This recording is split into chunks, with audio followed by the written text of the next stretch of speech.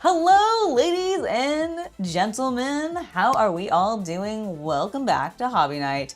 It's Tuesday, and I am excited because today we have a couple of things that we're doing and a couple of things that I want to talk about. One of which is my adventures yesterday, which was very cool. I got to hang out with Shay and Boba and a couple other people, and it was great.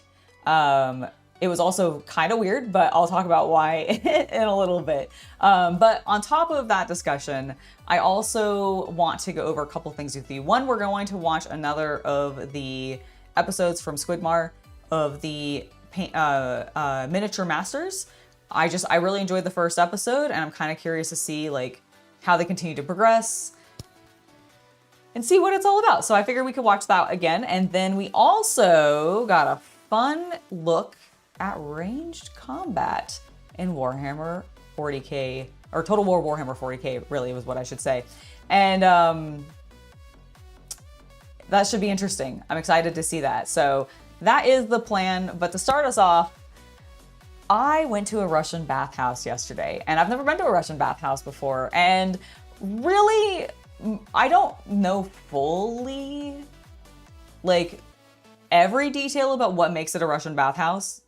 But I think one of the main things is that it's a communal bathhouse, and you can be butt naked at all points in that bathhouse outside of like some specific areas. But like within the bathhouse itself, where you are actually bathing, or the saunas, full nudity is allowed, which was very interesting. It was like half-half, actually, if I had to be honest. Like I kind of went in going like either everyone would be like completely nude or no one. And it was half-half. I was very shocked, actually. Very enjoyable. Definitely an interesting experience. I don't know if I would go back again. I don't know. I haven't decided yet. Like, it wasn't unpleasant or anything like that. Like, the saunas were all very nice. I don't do wet saunas. I cannot breathe in wet saunas. They're just too humid. Like, I just can't deal with it at all. So I don't tend to do wet saunas, but I love a good dry sauna. And they had two. One was really hot. One of the dry saunas was really hot. It was a like double-decker one. So of course the upper level was like way hotter than the lower level. But I could only be up in like that upper level for like a solid like 4 minutes at most. It was very dry. It was very interesting. It was definitely very interesting. Also, hello to everybody in chat. Hello, Brendan. Hello, Captain Comic Geek. Hello, Havman. Hello, Rob. It is lovely to see you guys. Yeah, so it was really fun.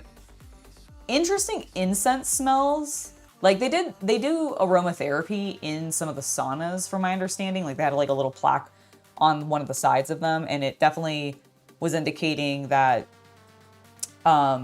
at certain hours, somebody, I guess, would come in and re-aromatherapy it. And I don't know, like, I know, but based on the descriptions that Shay was giving me, basically somebody comes in and, like, I think has, like, what is that? The thing the Mechanicus are always holding that have the sensors. Thank you. Yeah, so it's, like, they had, like, I think they might have, like, sensors or something, and or, like, a bucket that they then have, like, one of those, like, cool long-handled ladles that they then dump the scent into the coals so that it diffuses. It was an interesting scent. I don't think I'd want to be in the room when they first did it, because like even when I like went into the very first sauna where I really could smell it, I was like I had a oh my gosh, this is strong, this is pungent. So don't know if I'd want to be in there during like the peak aromatherapy point. But I also did get to the coolest thing about this place was actually that they had a cold dip. And so if you guys don't know what a cold dip is, that is where you have like the very, very frigid water, and you're supposed to like go in and submerge yourself for like a few minutes and then get back out. And it's supposed to do some like therapeutic stuff. Basically, you're supposed to get like the full like spa experience at this place. The idea is you're supposed to do hot treatment and then go do a cold plunge for like 2 minutes and then give yourself like a little bit of time and then go do another hot treatment, cycle again, do a cold plunge, and then basically just keep doing that. And I definitely did a little bit of a cycle. I did some hot and then cold, and I did the cold plunge like 3 or 4 times, I think. It was fucking cold. It felt really good though afterwards. My biggest like problem, because honestly, like knees up or like thighs up, really, like I was fine. The cold actually wasn't affecting me that much. Like it was cold, I could tell it was cold, and they had a trick to make it so that like they had like a little faucet, like a little waterfall basically going into the cold plunge, so that the water was constantly moving. So you couldn't just be in there and like stay really still so that you didn't feel the cold. The water was always moving so that you would always feel very, very cold. Because I know there's kind of a trick of like, you can kind of preserve your body heat a little bit and make yourself think that you're not as cold as you are by not moving in really, really cold water. But they made it so that that's kind of impossible. And so that was really tough. But like it was just, the biggest problem was like my ankles felt it the most, the quickest. I mean, maybe it's just because like my feet were the first thing to go in, but like it was like my feet and my ankles, which is always the thing that ended up taking me out, because they just started getting so cold it was like painful. So I definitely was only able to see, and like I don't think I ever managed to get like a full 2-minute plunge in. The most I think I maybe got was like 45 seconds.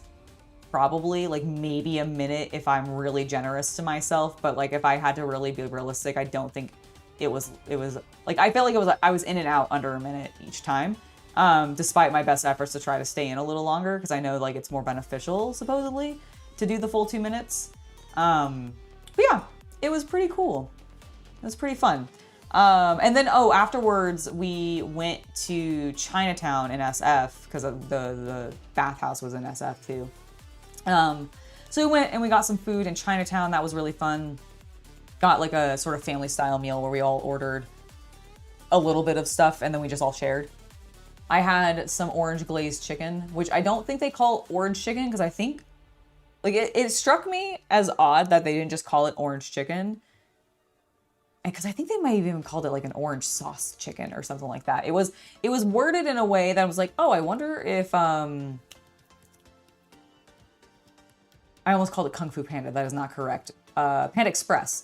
I wonder if Panda Express has like the TM on orange chicken, like as a term. Like because I was thinking about it, because it really struck me as so odd, because I'm like, this feels like the shorthand that all peoples would just use to refer to this type of chicken dish. Like it might have an authentic name and everything like that, like an orange glazed chicken or something. But I feel like the shorthand of it is just orange chicken. But I am wondering if Panda Express has like a trademark on it. Mostly because I like vaguely recall seeing like a little TM the last time that I was in like a Panda Express ordering food, because I always get that because I love orange chicken. That's why I got it at the more authentic place. It was interesting. It was not, you can definitely tell the difference between like authentic and Panda Express. And in this case, it was mostly in the batter. The batter was very different on the like more traditional versus the versus what I'm used to, which is like a fluffier batter, I guess. But it's honestly still very, very good. Had some great rice. The garlic chicken was really nice. We had some pork belly. And then I got, afterwards, I got the most not Chinese thing I could think of that I saw, I guess, because I ended up going into this ice cream shop that was a matcha, like they specialized in matcha, but I'm not actually a big matcha like flavor fan. Like it's fine, I don't love it. And so I really should have tried the swirl, but I just went ahead and I got myself a basic bitch vanilla ice cream, soft serve, but I had them apply a little bit of gold foil to it. Because they had an ice cream called the Shogun, or the Golden Shogun. And all it was is you get a piece of gold foil on whatever soft serve cone flavor that you want. You could do a swirl, you could do pure matcha, you could do vanilla. So I just got a vanilla ice cream cone with gold foil on it. Turns out gold foil tastes like nothing. It adds 0 to the flavor. And I don't think I'm going to even digest it. Like it does nothing. It adds nothing. There's nothing nutritious about it. So I think I might just eventually like have a poop that might have a little bit of gold in it. Woo! So that'll be fun. That'll be exciting.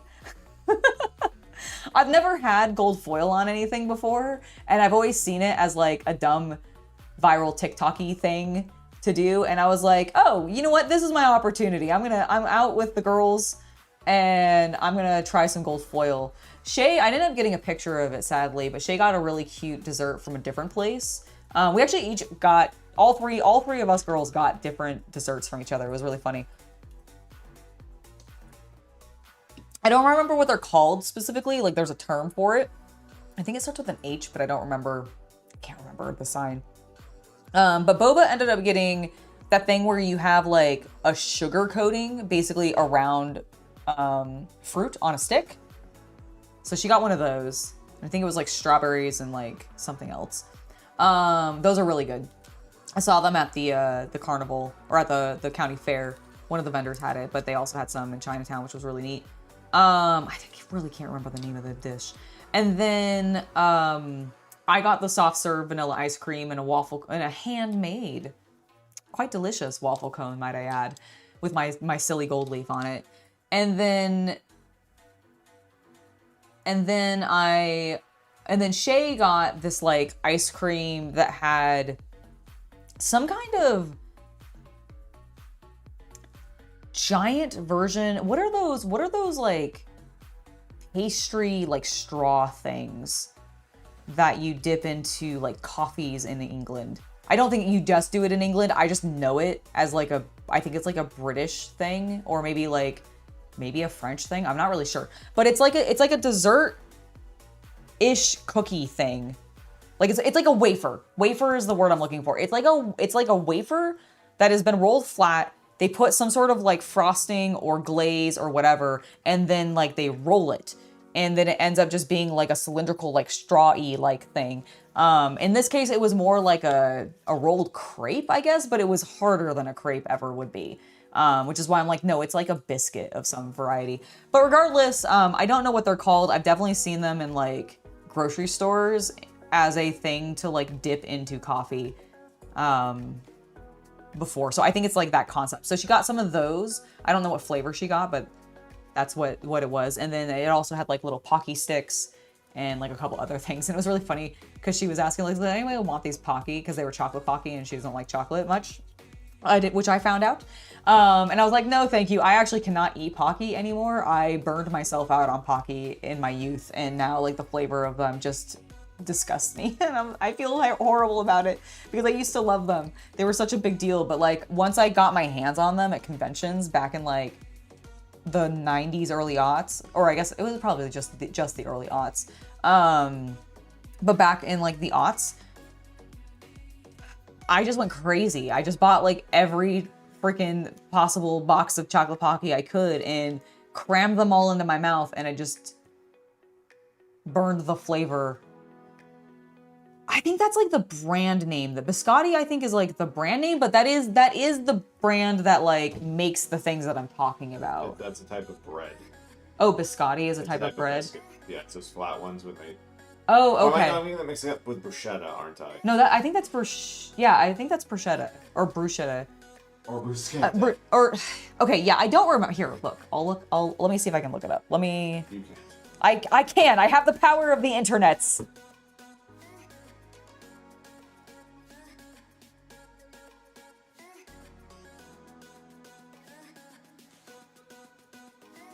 Yeah, I guess it is kind of like a biscotti. So you're right. It is a type of pastry. It's a crisp, twice baked Italian cookie, and I do think it is similar to that, but they're not quite like as dense. Like this was definitely like very thin and then rolled into a curl so that it made like a cute shape. Like you see it in like really fancy gourmet like ice cream sundaes and such. So I'm not really sure, like it's kind of like a wafer. Let me see if I can find it. I am kind of like a wafer. I don't even know what that means. Thin and breakable? I was gonna say that we use you for circuitry. Oh, okay, cool. I wouldn't do that. I don't know if I'd be a very good conductor. Round biscuit cookies. So you wanted a straw. Okay, that I do want it to be like straw-like. Let's throw straw-like cookie for coffee. Like cookie for coffee. Coffee. For calf. Yes, that's what I meant to say. For calf and country. Okay, they're called a word I can't pronounce. It's purloin? Purloin? Purloin? Purloin?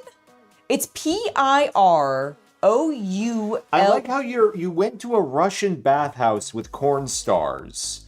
And this is as interesting as your conversation gets. Listen, I can't talk that much about the Russian bathhouse. I'm afraid that like YouTube might eventually get, I mean, nothing happened. Like here's the thing. The reason I'm not talking more about the Russian bathhouse is because yes, people had their peens and their boobies out and their other things out. There was a lot of naked people, okay? There was a lot of nudity.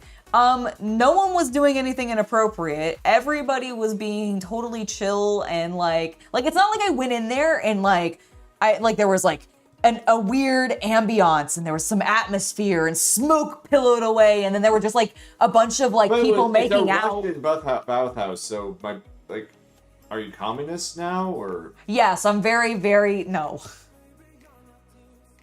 No, not really. No, not praline. Praline's something else. It's Purloin. Purloin? Pepperidge Farm makes them. They're made of maple cream. It's a maple cream cookie straw. Okay, so it's a rolled wafer. So yes, it is a rolled wafer. That's what we're talking about.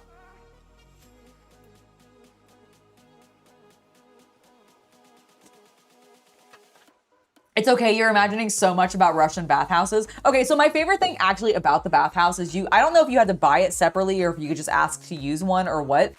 I think you had to buy it though, because it was like branded and I kind of got the impression that like they don't probably want you to share them because washing them would be weird. They had these like weird like caps. Like these weird kind of like conal hats. You didn't get one? No, I should have. I thought about it afterwards, but then I was like, I didn't want to walk around with it and I didn't want to fold it because it kind of was like a heavy felt, I think. I didn't get a chance to touch it or anything like that, but I definitely saw a couple people in the bathhouse with them. I have no idea what its intention was other than I assume it might help keep your head from like crisping as much, maybe in a dry sauna, and I wonder if it allows you to have some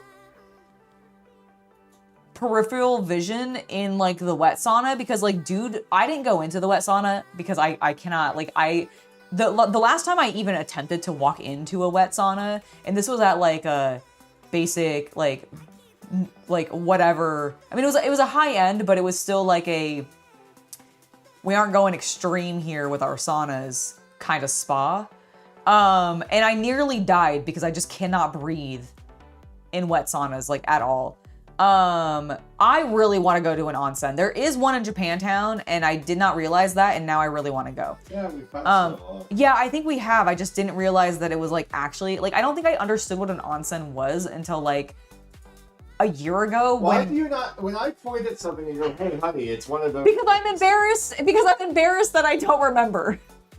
And my shame holds me back. I need to get over my shame is really what it is. Like that's genuinely my biggest problem in life is I have a lot of internal shame of my lack of knowledge on things sometimes, and therefore I don't, instead of like trying to expand that knowledge like a normal human being and like learn something new, I just am like, no, I can't talk about it. and then I move on with myself. And it's totally not what I should be doing. So I will try to ask in the future. But yeah, so like there's an onsen in Japantown in SF, and I really want to go to that now. Because like while the Russian bathhouse was cool, okay, my favorite story that I have, anything actually interesting, but I was in the dry sauna. It was me and some other random dude. Because everybody else that I had gone to the bathhouse with was in like the normal pool and like this little like just like shallow walking pool. And or not, it wasn't like shallow. It like goes up to probably like here, like just below boobs, I guess. On when I'm standing upright, maybe a little lower. But you just like kind of walk around and it's a little square thing. Like no lanes, anything like that. Like not your normal like swimming pool, but that is the temperature of the water. And that I didn't really want to be in that one. I didn't like the temperature of that one. It was it was just cold enough that I actually started to get like really shivery after like 2 minutes, even though you would think that would be happening in like the cold plunge, but the cold plunge is like so cold that it's like, no, you're in, you feel nothing, then you're in pain, and then you want to get out. So I went back into the dry sauna. It was me and that dude. It was really nice because there was no one talking. I was just able to sit there and sweat, and it was great. And then these like 4 other people come in being loud as fuck, and they're talking about actually the onsen. This is how I found out and remember that there was one there. So they were talking about the onsen, and they literally were saying like, they're like, yeah, they didn't like that one as much because like they have a much quiet policy where you're supposed to whisper. You can't talk at a normal volume or anything. And I'm like, yeah, because when you're at a motherfucking spa, which is what this place advertises itself as, you generally want a little bit of peace and quiet. I don't know, it's supposed to be relaxing. So listening to a group of 4 people at my volume in a, I'm gonna say like 9 foot by 5 foot space with some like height, like that's but the width and the length, kind of obnoxious actually, guys. That's probably why they have the whisper policy. And they were like, yeah, it doesn't feel as communal. And I'm like, yeah, this is definitely more communal for sure. But like, I don't necessarily go to a spa or even associate spas. I mean, I guess it's because it is a Russian bathhouse, and maybe that's like, maybe it being the bathhouse is like where the community aspect, the loudness aspect is. But like if I had one actual like complaint about the place, like realistically, it's a little cramped and extremely loud. There's always a buzz of people's chatter in the background. Like there's always somebody talking with somebody. And don't get me wrong, my group ended up doing that too. So we were part of the problem. I felt really uncomfortable with that a little bit, honestly, because I don't like being loud in those kinds of spaces where I do feel like they should be quiet. So I was like probably a little awkward because I was trying to keep like, I actually was not using my normal volume, which I think made it a little hard for some of them to hear me sometimes because I didn't want to be super loud and like echo off of these really tall ceramic walls, right? Really cool art in the place. There was a lot of like really cool like... Did you do the thing to them where you went to a loud place and got quiet? Yes. Yeah, guys, I gotta tell I don't like being loud in public spaces. It will be the sweetest, most romantic, just her and I moment together. And she'll be like, yeah! The top of her lungs, it'll echo through the house. I think if you're outside the house, you can probably hear her. Probably. And then we're at like a county fair. There's animals. There's people on a speaker. There's on me. And I'm like, what do you think of that booth over there, honey? And she's like, well, I think it would be kind of nice. I mean, we could go look at it. I'm like, Jesus Christ, woman. Here's the thing. I really don't like being loud in public spaces that often because I don't want people to like turn around and like stare. You don't want people to stare. You, who wears like 3 napkins and her shoestrings out in public. Okay, I want them to stare, but not because I'm being loud. I want them to stare because I look hot, not because I'm being an obnoxious white bitch being loud at the county fair. Why not both? Because I don't want to be the obnoxious person. Like I'm doing right now. No, I genuinely don't know. I don't, if I feel like it's a space where like, I don't know why I did it at the county fair, honestly. The county fair is perfectly fine to be loud at. But like, I genuinely, like at the bathhouse, at least I was doing it because for me, I don't want to hear anybody talking. Like, honestly, even our conversations that we had, I'm like, guys, I don't mind having this conversation, but can we like do it later when I'm not trying to relax and actually have some downtime and like have a less anxiety? But that's just because I am like, for me, if I'm at a spa, I want no one to talk to me unless it's like my masseuse. Did not get a massage, but apparently they do massages there. Gosh, I miss going to my masseuse. Yeah, I just want them to stare at the booty. I don't need them to stare at me being loud. But he's very true. He's very correct in that I could have definitely been louder, especially in that like circumstance. The bathhouse, I think I'm forgiven. Okay, I think I'm forgiven in the bathhouse for not wanting to be loud. But I do agree that like at the county fair, when we're like literally outside, there are literal animals and people are like, there's music and shouting and just so much conversation going on. Like, yeah, I should have spoken up so that I could actually be heard better. I think I was still probably heard fine in the bathhouse. I just didn't want to like, I know I'm a very loud person or can be, and I definitely accidentally raised my voice like at the very beginning when we were there, and I echoed and like everybody stared. So I just was like, okay, I'm gonna not talk much. Cause I was just, I think I said like, yes, but like in a really booming, and it just boomed. crescendo. Yeah, it just like echoed off, and I was like, okay, let's tone that back. Also, really cute goth chick as the receptionist at the bathhouse. She also had purple hair. Her bangs were like really like the cute cut short, like super short ones that you see like alt girls do sometimes that I totally can't pull off. So do not ask. Please don't. But she was rocking it, and she had like the most epic eye makeup. Like she was very cute. And she complimented my purple, because I had my purple hair. But I also had on like a purple just like tank top. And then I pulled out my purple phone and she was like, oh my God, I love all the purple. I was like, thank you. So we bonded. I bonded with a cute goth girl who worked at the bathhouse. But yeah, then we went to Chinatown. Dealt with some like crazy SF traffic, woo. And then got some delicious food, got some delicious desserts, and then drove back home. It was very, very lovely. Also, yes, thank you for subscribing, Dylan. Welcome to the channel. All right. Yeah. You all ready? Yep. All right, before we begin our reaction part of the stream, I am going to go ahead and to try and cut back on the audio clipping out. We're going to go ahead, we're going to keep it on this. We're just going to bounce it between two real fast. I see before we So start. if you had a quick echo there, I do apologize, but you should be okay now. So with that, you should be good to start talking about the Total War stream. Woo! Is this at the starting point where you want me to? Yes, it is. Perfect.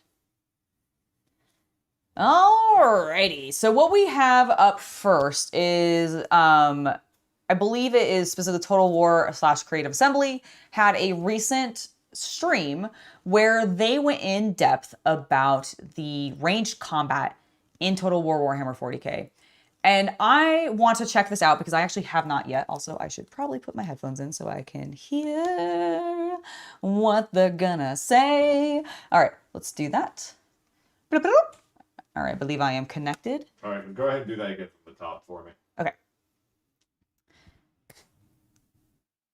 up first, I want to go ahead and have us take a look at the latest stream from Creative Assembly talking about Total War Warhammer 40k and their range combat. Now, I've taken a little bit of a peek at what we're going to be looking at here, and I already have some thoughts, but I want to hear their more detailed response to what they're showing and just listen to the discussion, because honestly, I'm very curious. Like, I'm this game, I think there is some interesting potential in this game. So without further ado, let's go ahead and jump into the video. First live look at the game. So this is as you said, this is a build that they've seen this battle before. Yep. It's maybe the last time they see the battle. Yes, this is a battle we have seen before. They've seen this map before. But this is the first time they revealed the entire battle in 3 camera mode. Right. Yeah. You'll see a lot of your very familiar stuff here. Obviously, deployment is there. Its deployment is part of Total War. Yeah.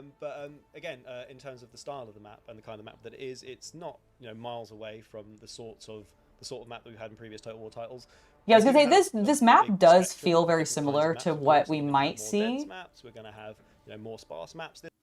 It definitely seems similar to what we have seen in the OG Total War Warhammer games, which is all the fantasy side stuff. But I am curious to see, like, I know that in August, I believe, we are going to be getting a brand new battle to look at, and it should be focusing on the Space Marines. So that'll be really cool. This one, just to clarify, is focusing on the Imperial Guard versus Orc. And we have seen this battle before, but they're going into more depth. I just want to call out real fast, like, I do think some of this is definitely in its early stages, specifically the way that the characters look for the actual units that you're running in this game, because right now they kind of just blend together and it doesn't look good. And I know that in Total War Warhammer, like 1, 2, and 3, they started using colored backgrounds to help identify specific types of units. On the unit cards. Yeah, on the unit cards themselves. And so I'm curious when we're going to see that, because right now it kind of just looks like they took screenshots of the models, put a glow effect around them maybe, and called it a day. So I really am excited to see that updated. But let's keep going with the actual range combat. This one sits on the sort of more sparse side of things, but it's not the completely flat, I want to say tournament style map, necessarily. But it's got some interest in it. But it is a good sort of, it's a good middle ground. Yeah, exactly. Presents a few different things. Exactly. Presents some denser areas, some open areas. So it's a pretty good show map. We should check out that lovely sunset. It does feel like every Warhammer battlefield that I've ever fought on in tabletop, I will admit. I can hear everyone going yapping. But it's lovely. Take it in, isn't it lovely? It does look cool. And a huge amount of work is going into making sure that we capture the feeling, the grim dark, the scale, everything. So massive kudos to the art team for putting off something that looks this wonderful. Someone called me out very accurately of where's the close beta sign up. That's on the clips that we'll show later. But you're welcome to Google it and find it yourself before that QR code comes up. So we'll talk about just a couple of things here before we actually jump into the battle, because some of this UI is brand new, right? So we want to make sure people understand exactly what they're seeing there. So should we start with reserves? Yeah, let's go for it. Will, do you want to click there? There you go. Ta-da. So okay. Massive disclaimer. Again, like the actual, that panel itself, as of very recently, completely changed. It is still a panel, but we have strategic reserves. So a big part of this game is basically teeing up the forces that you're going to bring into the battle from your campaign, and having them come in their various different ways. So you may have some opportunity to sort of shuffle some units around during deployment, like what do you want to have your starting army as. But then there will be more restrictions as well. Let's say you're playing Space Marines and you have a fleet in orbit. You'll have some people racked up on that fleet. Interesting. Reserves, I mean, you could definitely have reserves come into your battles, but they always came in the sense of either it was an army that happened to be nearby in one of your cities that was adjacent to you and was being pulled in as reinforcements, or it was literally another army that you kind of had trailing your main army and you were getting them both into battle, and then those reinforcements again would come in later. I like that in this one, because this is very much more Warhammer 40k, or at least like I feel like thematically it is. They are allowing us to like pre-set up reserves to come in later because you have a fleet above and they're deploying them. Like that makes sense, and that would be something that I feel like the Imperium especially, but really all the factions would probably take advantage of, that we do see it in the tabletop. People can bring reserves in. But I feel like it's like only specific factions really actually do that. Imperium being one of them, of course, but very cool to see. You won't necessarily be able to start the battle with, but you can join the battle with them throughout using the strategic reserves panel, bringing them in via very violent and upsetting ways, such as drop pods. We don't have... Oh, sorry, Pedro. No, I was going to say, like, you'll have to consider at deployment whether you want to bring your full force in, or if you want to keep some stuff in reserves so that they can fly in on Thunderhawks later to surprise the enemy. But we're playing the guard. We are. And the Astra Militarum, they do have Valkyries. They hoof it. Yeah, but we tend not to send them down via drop pod because they are human, they are squishy, and they wouldn't survive that kind of impact. So the guard's playstyle is much more about bringing reserves up the field to sort of meet the enemy and hold the line effectively. I like that the reserves are going to be handled a little bit differently between each factions too. That's cool. With more control over who and when and where, basically. Then there's two other things we'll touch on before we get about. Actually, do you know what? People seem pretty interested in what we're saying rather than having a go at me for not telling most for a start battle. So there's 2 rows of icons above the mini map there. What are they? Oh, well, they're different things for starters. They are. So we have the bombardments that you're going to bring into the battle, and again, all work in progress UI. But the explosive, powerful ordnance that you have. Move myself there so we can see what they're talking about. Again, from your fleet, that again, due to your campaign situation, you will have teed up before this battle. So let's say, well, in this case, actually, we have our Death Strike Godspear warhead, which is that is coming from off field, right? That is an artillery piece sat off field, ready to get involved. We've done it in our campaign, but if we do have a fleet in orbit as well. We have our Lance Strike, and we have some Valkyries at the ready. Yep, ready to drop in some missiles. So we've got a bunch of different bombardments that we can drop in, and then we have our army abilities, or in this case, the orders. Yeah, regimental.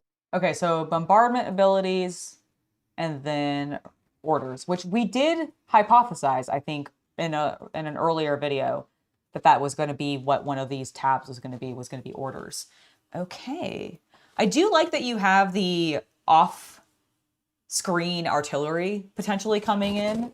I know that's something that they sort of have done in Total War Warhammer 3 with some of the Corsairs, I believe, for the Dark Elves. And the pirates. Oh, yes, and the pirates, you're right. Yeah, the pirates also got some like pirate, like the ship flanking, and got some fire, like cannon fire in from that as well, you're right. So that's really cool to see that they're like, okay, I just want to say, we haven't even gotten very deep into this, but like already with some of these stuffs, the reinforcements, the fact that you can have munitions come in off camera to continue to help you, the fact that we're having orders, like, I'm curious what this is going to actually do to the tabletop game, like legitimately, like, because so many modern fans, especially the newer ones who are coming into Warhammer 40k, are coming in via the video games. Like, is this game going to be so cool with how these battles work? Because from what I've seen, do you think that Total War Warhammer has hurt Old World? Not Age of Sigmar, but Old World.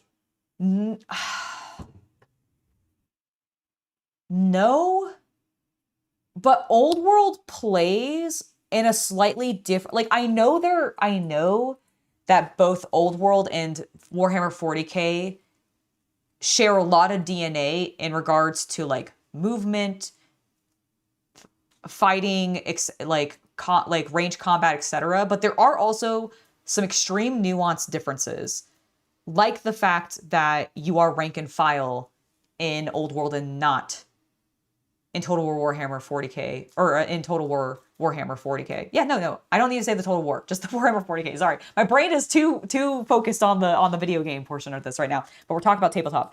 So like, no, I don't think Total War Warhammer 3 affected Old World.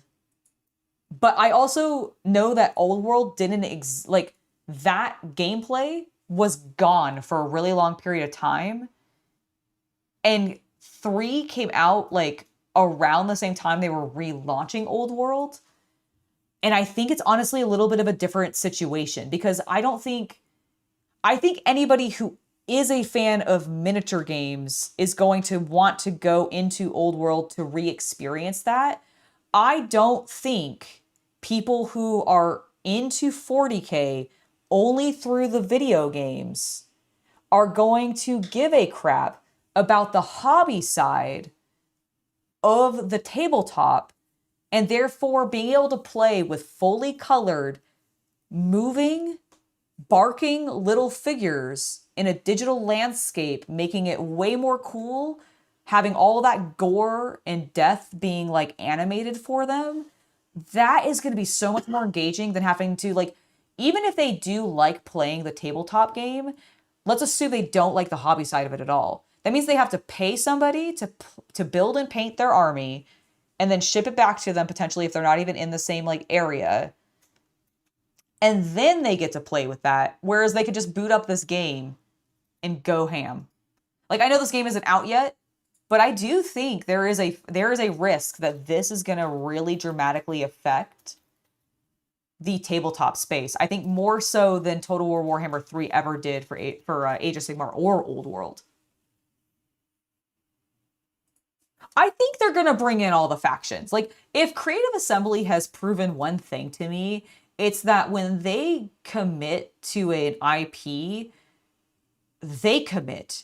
Like, they go hard. And I definitely have never, ever gotten the impression that the teams that work at Creative Assembly on the Total War Warhammer games, whether it's the 40K one or the old fantasy ones, they always seem like they are extremely passionate about both their RTSs, as well as the IP that they're building that RTS around.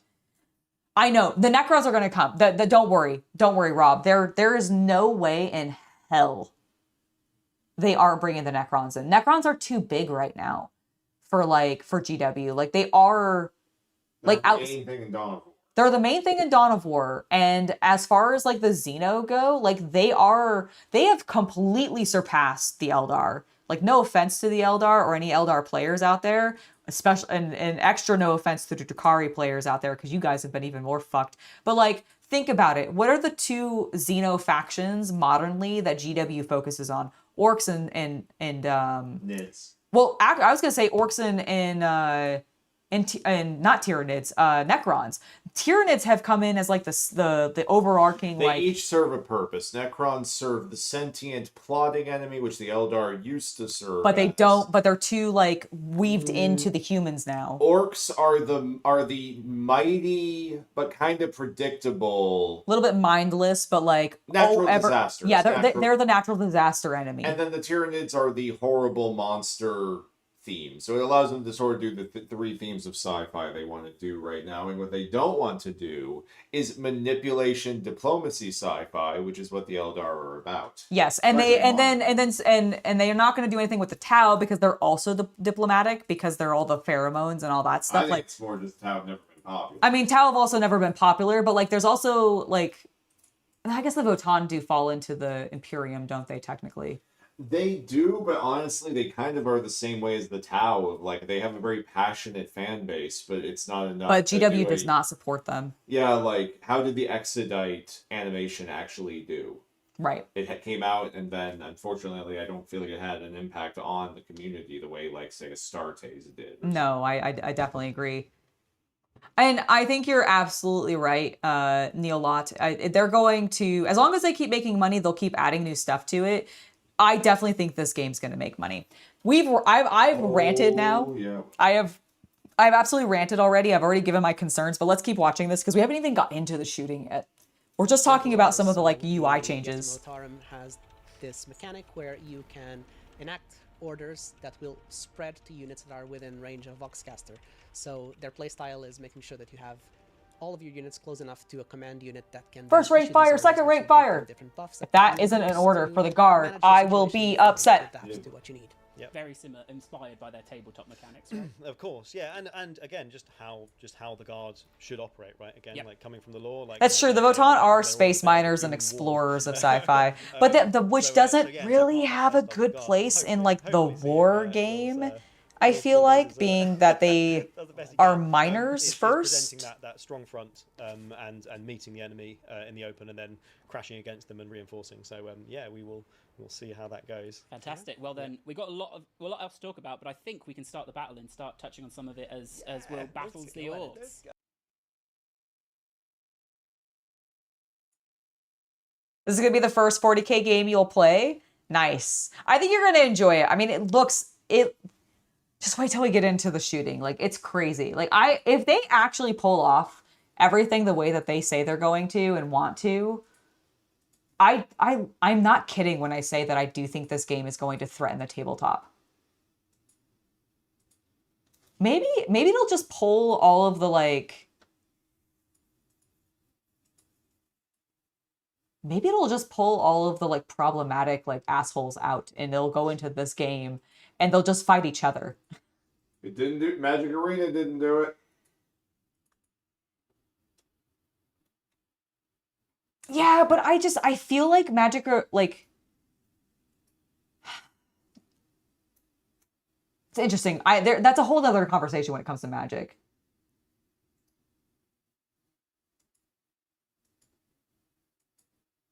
I mean, that's true, Rob. You're right. Tau do like diplomacy. You're right.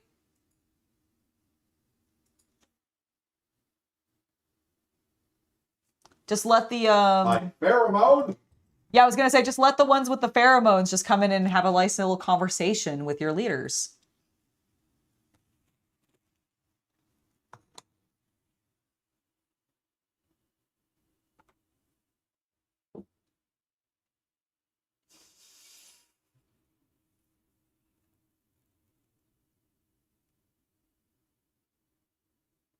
Damn.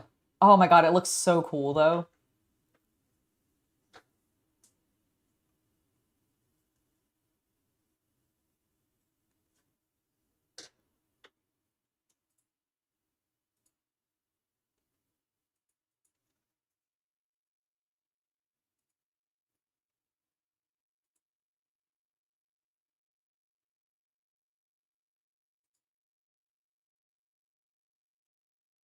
Oh, look at him go in. Whoa. She said. Oh, you're right. No, it did stop. And go back a little bit. You went like 5 minutes back. I don't think I need to go that far back.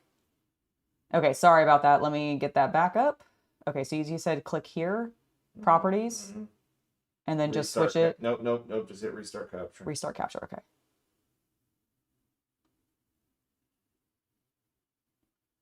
Got it, okay. I think I've gotten us back to a good spot where it was. I'll edit it later. So one thing to point out is the Cassicans were not in the deployment zone. No. So they had forward deployment. Yeah, Vanguard forward deployment. scouts. Yeah, well, classically Vanguard deployment, but yeah, forward scouts. Yeah, so they are able to.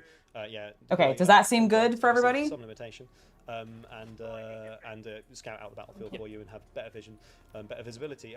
Visibility now being a big deal for the It's a war. big deal, yes. Yep. So you can see we've visualized now where things are. We have fog of war. Yeah. I'm not sure if it is actually in this build though. It's so not the visuals that are Yeah. not engaged, but the mechanics are. Like this is why we cannot see the orcs at the moment. Right. But Fog of War has a pretty big impact in this Sorry. game, especially because Oh we're my gosh, this playing is in so cool. sometimes I dangerous really, maps. Buildings, other obstructions will block. oh my the gosh, I'm players, so actually very part of excited to the play this strategy game. Might be to destroy sight lines to be able to see where the enemy are coming from. And we see one of Exactly. them approaching right now. Yeah, it's a very eager battle wagon. Very eager orc who's- truck. Who's currently being Good, very good, brave good. and being a little bit suicidal to drive. Oh, I people. mean, yeah, I did But, see what he was going up against. No. That's what he's met a Baneblade. At this point, he's probably made the decision that it's worth just. Also, can we appreciate that there's already a Baneblade in the game? I mean, there should be, The but best he can, and he smashed over some cover, Yes. which is probably worth talking about a little bit. Yeah. Will moved some people into cover here on Yep. this left ruin. Yeah. And you can see that they'll filter into positions, basically. So we really wanted to keep it as close to the standard control as possible. So this is just part of the drag out when you're dragging out. Okay, so you can just still you drag will, people out, which cover makes zone. sense. They will populate positions within that. Oh no! Oh no! And that's what you do if you don't want the opponent to get cover. It's all good. A bombardment's coming in, so this is all going to get a little bit messy. Yeah, that Baneblade's trying to contribute though. Yeah, which is going to be a rough time for our poor guys. Oof. So what this I like that allows the us to cover do got is really the destroyed there. destruction and how that works too. So we have cover zones. They are pre-established within the map, and it's a combination of. Oh, this game is going to simulation sell of the actual so projectile well. being You're fired totally and right, hitting, Nicholas. those cover pieces. Like, Those there's cover no pieces doubt in my within mind. those cover zones as well. We are doing a few things to sort of keep it established. Yep. So we have a concept of evasion, and Okay. so within a cover zone, you're slightly harder to hit. The enemy is more likely to miss you, and what gets destroyed does leave behind a little bit. Probably of not as big of a deal though once you're in so, like melee so with there's them always though. a little bit of effect there. What we didn't really want is for players to have to sort of constantly think about, oh, is there cover there? Isn't there cover there? Yep. Did it move? Did it get fully destroyed? So there is an impact. There is a simulated impact. It will become slightly less effective, but it still holds on to some of its teeth. Yep. Which is Okay. we're finding. I mean, that's kind of nice because one of the things that I was Yeah. kind of But this concerned is the with point of- when the cover idea is ever introduced into a game, especially a strategy game like this, is like my brain can only handle thinking about so many things when there's a lot of activity going on a screen. Like I will like if there's a bunch of movement happening on the screen because there's a bunch of units coming at me and I'm having to control all of my units, and then there's a bunch of other shit that I need to think about, like at a certain point my brain shuts down and I just can't handle it anymore.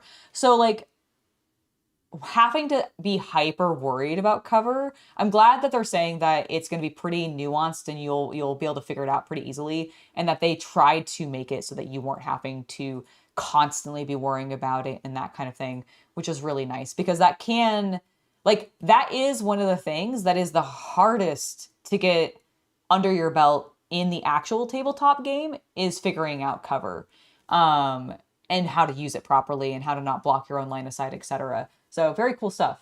So I have a theory on why the sound cuts out. Oh yeah, what? I think what happens is when you don't click back into the opera for a while, it goes to sleep. Oh, okay. I think that might be it. coming to Okay, a place well, where let's it's see. start to really actually fence this. Okay, one. it's going Everyone fine now, gonna so. spend, I hope, a great deal of time like we are playing this game and enjoying it, and figuring out where to take it and how to sort of really dial into the guts of it. Yeah. It's gone really well on that left flank, hasn't it? They've thrown everything at you. So, Maybe some reinforcements at the Here back comes for a the second kitchen wave. sink. Yeah, Yeah, maybe get the Baneblade involved, but no, the cover zones.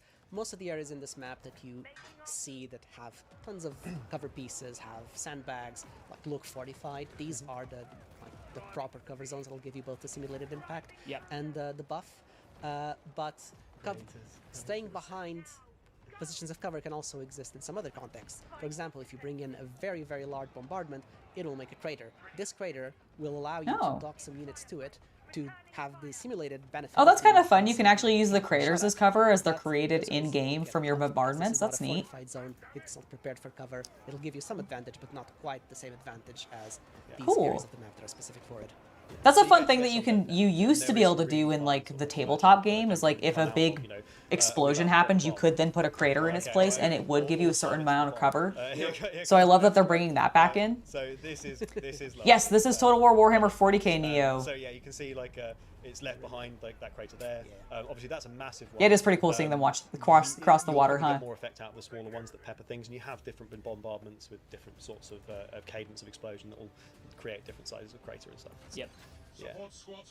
Super fun. How's it? Support squads on their way. We need God, I can't wait to hear all the barks. Do you think it's worth talking about projectiles in Yeah. some? I mean, one yeah. thing. Oh, well, Oh, if you cool. look back at that tank, one thing that tank's doing, it's trying to do. Oh, it's trying to get out It's- of range, but it's- firing. It's still flaming them, and you can see some las cannons going off. I think that's a there. melter going off, but yeah, Oh, there you go, he yeah. is Ooh. strafing. Yeah, he's He is strafing. So yeah, we've Moving backwards. introduced strafing.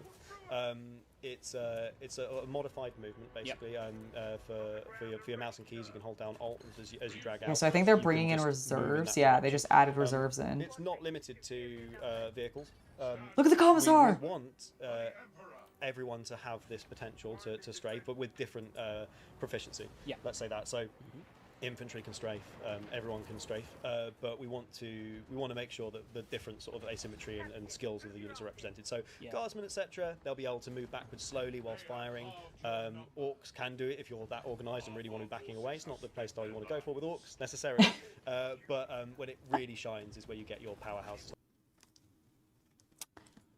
you don't really want to be backing up with the orcs. That's not really how orcs function. But you could if you wanted to. They will back up. They will back up like everybody else. But it's if that's your play style, probably don't play the orcs. I love that that's the devs' response to that of like, maybe don't.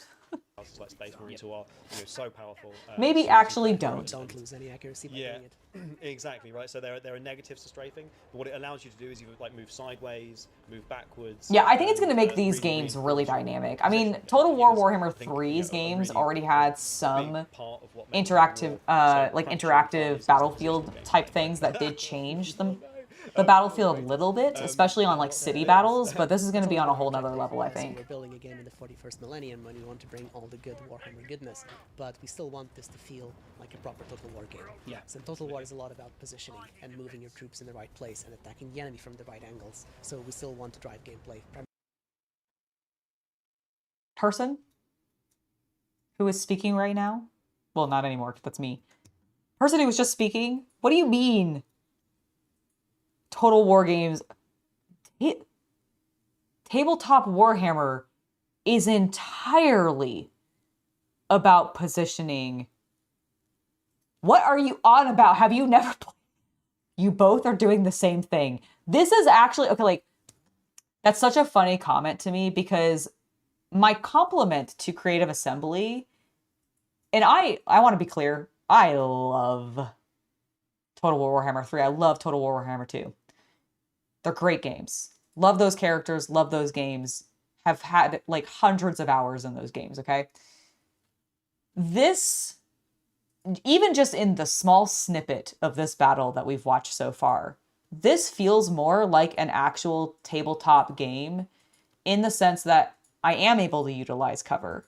I am able to back up and have that like function more like how I expect it to when it comes to these units and my units doing this in the game. Like, there are rules in Old World about when units are running away.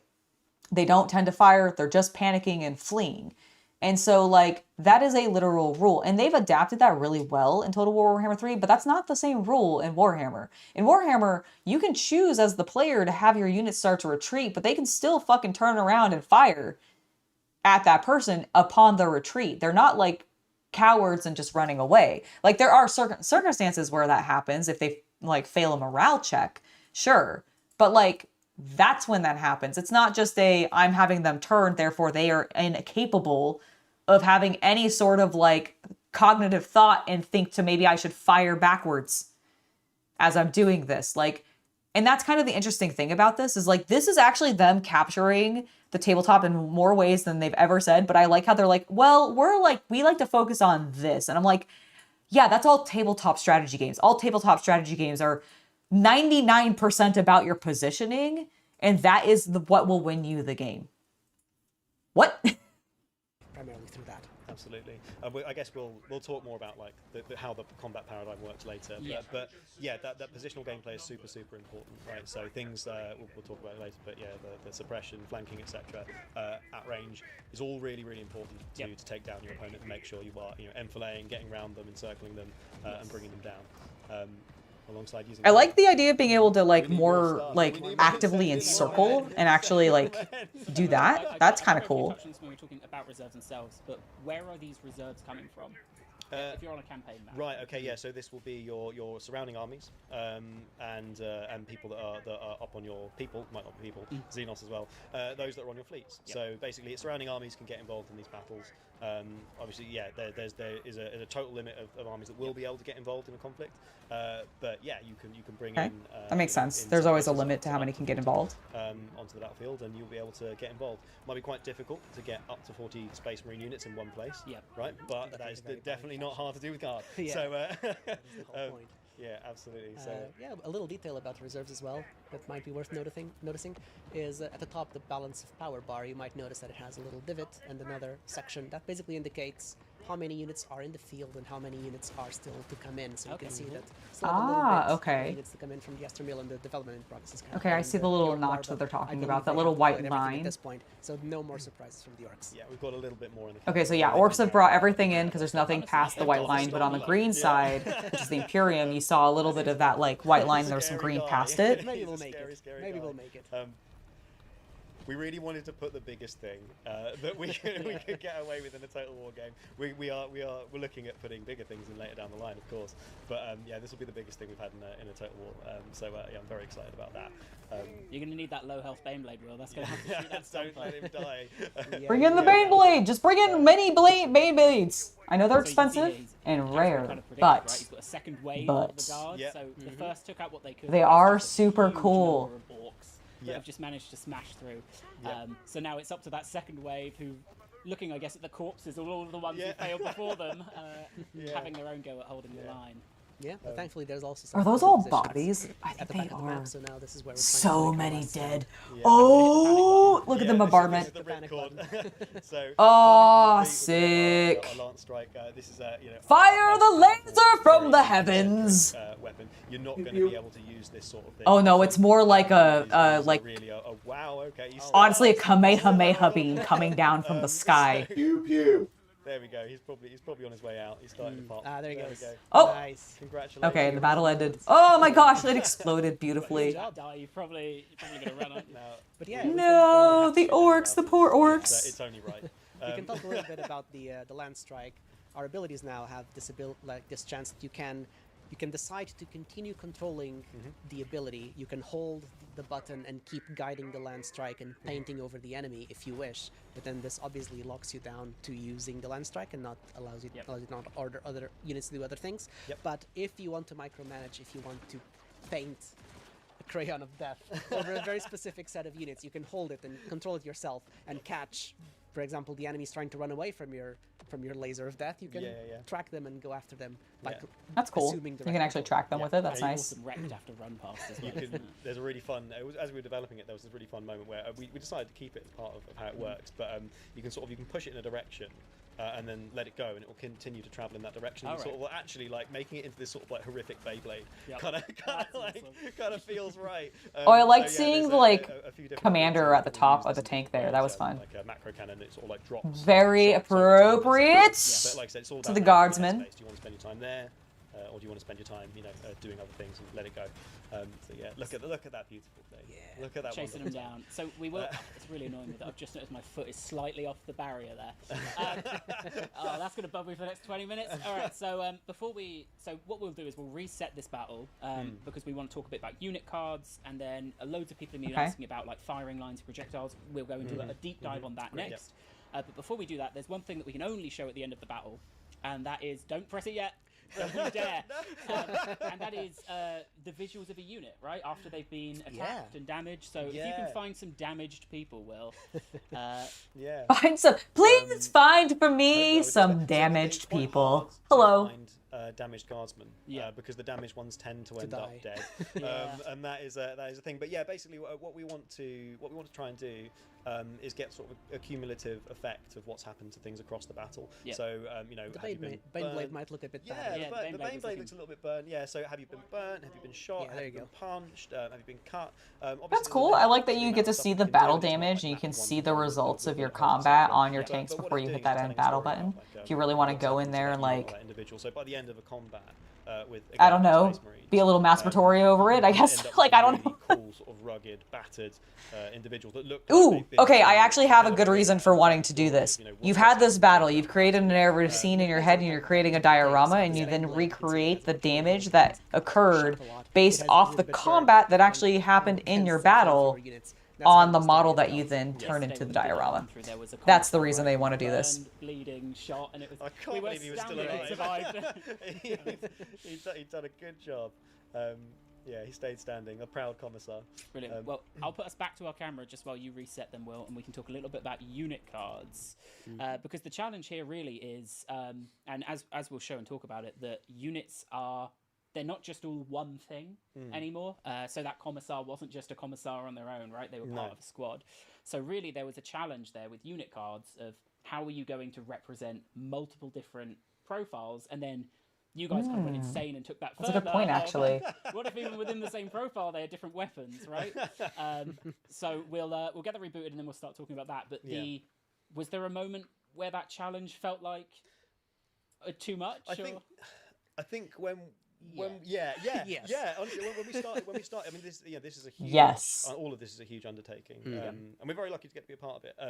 But I think there's a moment when you look at what all the units are made up of, and the just the total complexity of them. Yeah. And we thought, should we try and represent that? And the answer. I mean, yeah, you probably ultimately was should. like, yes, absolutely. We have to. Like a regiment of this many troops is not just going to be everyone with exactly the same gear, exactly the same weapon. Absolutely, yeah. And it's important, like your decisions around your specialization and what you end up sort of gearing your stuff towards throughout your campaigns changes their proficiencies a little bit. It allows you to, I will admit, I haven't played really any of the other Total War games. Like, they've done a lot of historical versions, for example, and I've never really played any of those. But to their point, talking about how the gear differences in a lot of these units, I mean, even some of the, like, guardsman units, they can have different gun types, right? Whereas in Total War Warhammer 3, like, if you had an archery unit, like, they all have the same bow.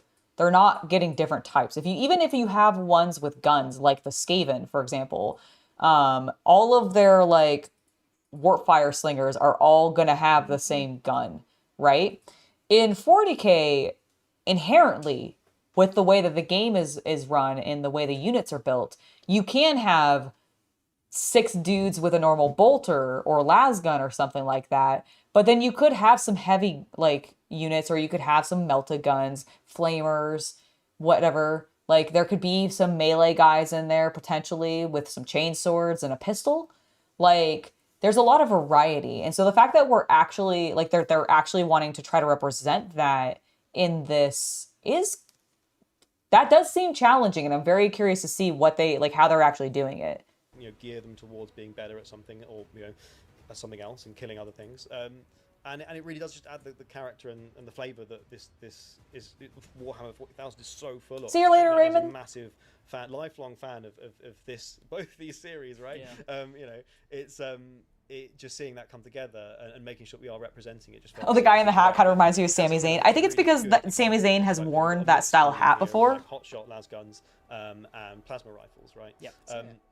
Let's talk maybe about the simple stats first. Yeah, Yeah, you yeah, click jumping that expand ahead. button, because this is the expanded view, right? So if you This click is the the little plus expanded wheel, That's the thing. Hang on, that's the. that one. So this Yes. is with that gone, that's kind of the basic view, right? That's it's your there. Okay, so that's This the is basic view. It tells you Yes. the core information you need to know about the unit. Yes, and that's even depending on the Okay, so this is our basic view about the unit. Basic information, how many guys are in it. That's a light infantry unit. It's elite infantry. They're ranged. They have a movement speed of 3. I'm assuming the eyeball next to the 350 is line of sight range.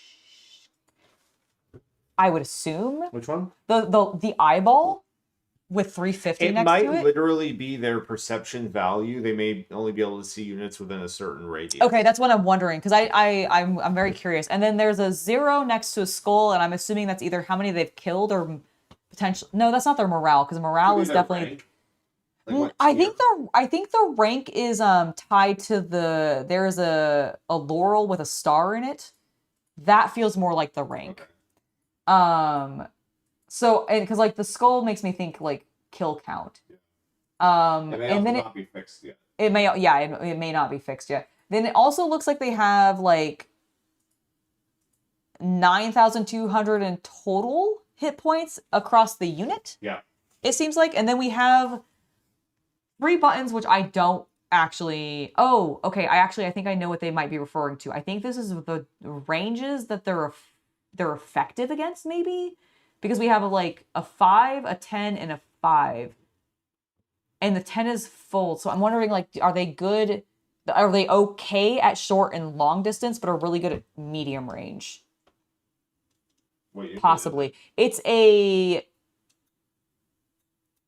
battle line infantry carcasson. Okay. That's all it says, and it says elite infantry. Yeah, they're bad. Okay.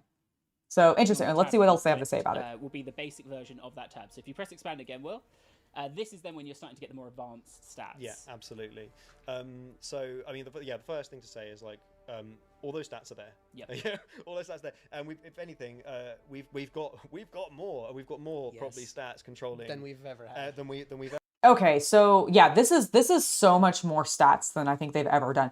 So looking at this, they kind of glanced over the top two things, and it looks like these are your basic units, and then some of the like, because they were talking about how you could have a commissar in one of your basic units, right? So this looks like how they're differentiating it. So they have like, okay, this unit is made up of these people, and you can select these individual things to change. And it was looking like it was changing this. So we have armor, evasion, defense, charge defense, max speed, and then charge speed. So they get a little faster when they charge. And then it looks like down here, we have the different weapon types. Okay. That makes sense. This is a lot more information. We've ever had just to be able to manage all of the complexity of all these different weapons. And obviously, one of the main complexities introduced. I do think you can build temporary defenses, actually. I think I heard something about that already, Evan. I think they'll talk about it in this, but I do think that's an option. Entities within the unit that all have their different stats, they all have their different gear, and they will serve slightly different purposes when they engage in a battle. Yeah. So this is actually probably one of the most complicated units that we have in terms of its function, because a lot of the units have this sort of really like a core primary function that they have, and then we can add specialists and sergeants, etc., to sort of tune them. I'd say about like 20% towards a different direction, like give it a bit more AP teeth, allow it to be a little bit better at sort of like damaging light units, etc. We'll talk about that in a moment. Yeah. But there's usually like a core function. You make a good point, Odin. This one is quite split, right? Like it's got a kind of an interesting mix of okay, plasma, hold on, wait. and the plasma, which really tee it up. Okay, so we have an indicator now. So yeah, it is light, medium, and heavy. So that's probably so I wonder if it's telling you how effective their weapon is against that type of armor then. Yes. So it's okay-ish against light and heavy armor, but it's great against medium. It punches right through it. Okay. Up to be good against heavy things and good against medium things and slightly different volume. Yeah. Which is really cool. But I guess it's worth talking about those classes for a moment. If we just nip back to it's at the top there. Sorry, yeah. So just looking at the categories, so light, medium, and heavy. Figuring out like how everything needed to sort of fit together in this game. Yeah. And again, always a part of the discussion I think with everyone is like how do you categorize this stuff? And when you start to break it all down, you start to see that there are things that contain lots of entities and generally have low armor. There are things that contain some entities and generally have sort of a medium threshold of armor, and then you have big stuff that's generally either solitary or a couple of things and is super tanky. There are that all makes sense. that break that rule, but this top level is not to sort of try and explain everything in super detail. It's that sort of 80%. Yes, the plasma gun probably would be good against like medium armor. Sorts of things that you'll be good Just at blast right through it. Right, so that would probably be power armor versus like heavy armor, which is tanks. So putting all that together has been super fun. They're like this is useful against a space marine. 20% depth, which does matter.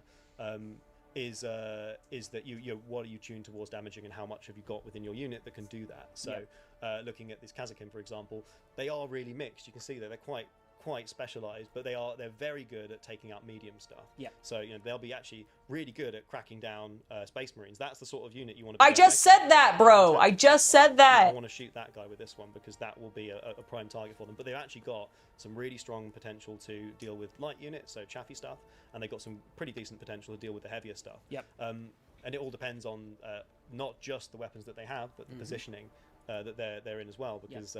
These weapons don't just live isolated on the individuals. They're cycling them, right? They're actually switching between weapons under the context. Oh, that's cool. They'll switch between weapons. Nice. A soldier might have more than just one weapon. They might have multiple, and they will switch to the right thing at the right time to damage what they need to damage. And we'll show some of that later because it is, I think, one of the coolest pieces of tech that this engine's unlocked of multiple weapons, context-based. Yeah. That is actually really cool. Great, like throwing grenades is such a cool use of that. Yeah. Ooh. With grenades. That's fun. Okay, so that's actually like because we talked earlier about how like Total War Warhammer 3, if you have an archery unit, they're all the same. It's all the same weapon.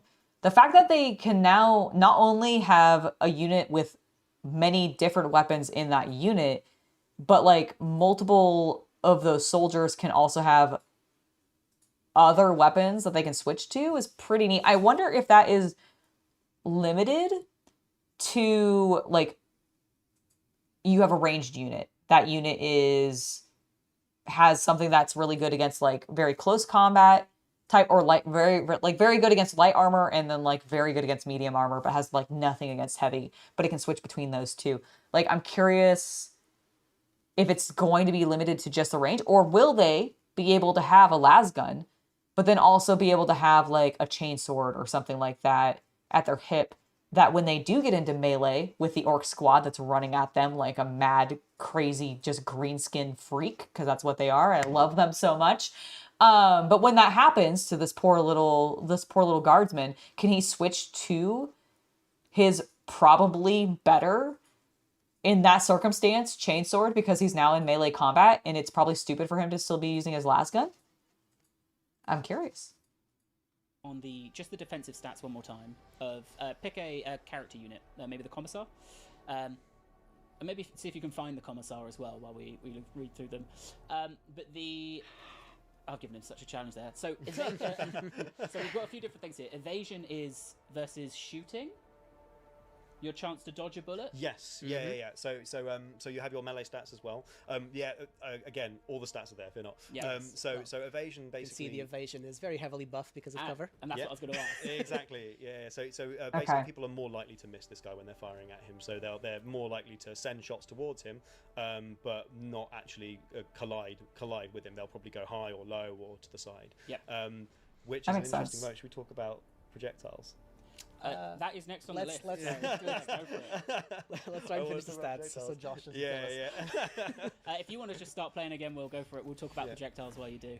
Yeah. So, have we made any changes to the way projectiles work? Or? A couple changes. A couple So changes. We've had a this is couple of changes to obviously projectiles. A really ranged, combat-focused game. Mm-hmm. Almost every single unit, not every single, but almost every single unit shoots something at some point.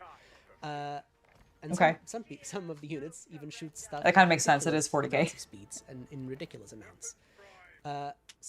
To be able to keep true to ourselves, keep true to what really makes Total War shine, which is Oop.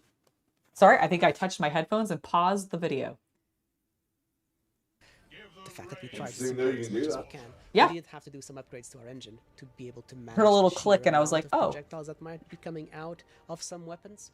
So we've been. I agree. All the some- troops do look some really technical cool. Improvements to be able to go below our usual physics tick rate, to have sub-steps specifically to be able to spawn the sheer amount of projectiles that this game needs. Yep. And at any given point, when you have two full armies shooting at each other, you might have hundreds, maybe thousands of projectiles flying in the air. You can see these bolters firing. Every single little projectile you see is a simulated projectile. It's not smoke Wow. and mirrors. Yeah, it has a Okay. It will travel.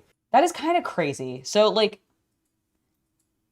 they Total War, if you're less familiar with Total War as a franchise, this company has postponed and postponed and postponed, saying that they don't have the tech ready to do a 40K game, because let me be very clear.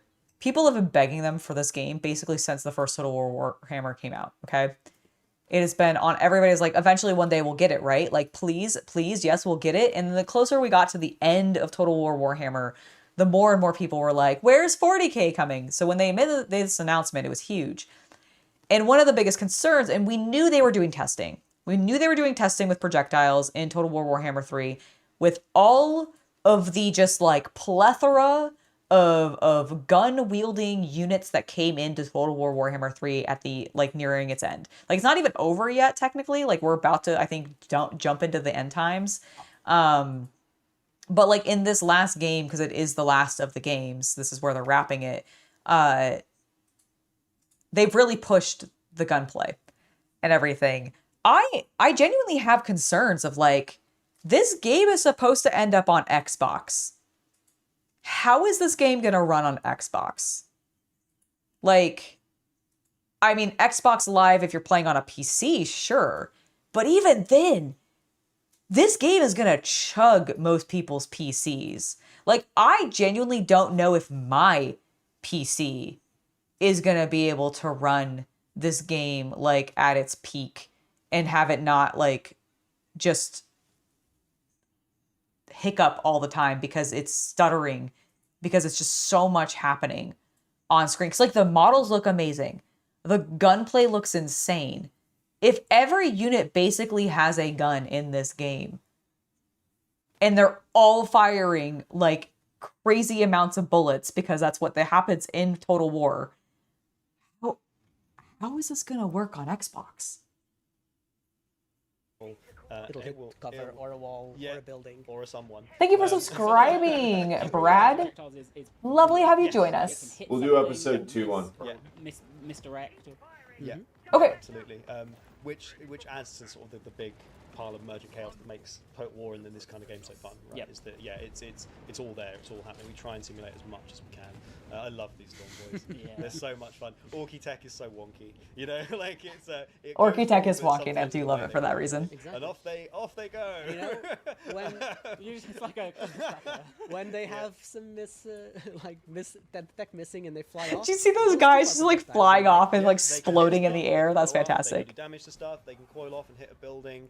That can knock that building down if it's a destructible one. So yeah, you get some really cool moments coming out where you'll just be in this chaotic fight and then a Storm Boy sort of coils off, blows something up, and chaos ensues. It's super fun. So I think the if you're talking of them as human missiles, well, orc missiles. They wouldn't mind. They're having fun. They wouldn't. Yeah. I think the thing that really stuck with me, and I have a list of them here, is it's not just a projectile. Is not just a thing that's shot at a certain rate of fire, right?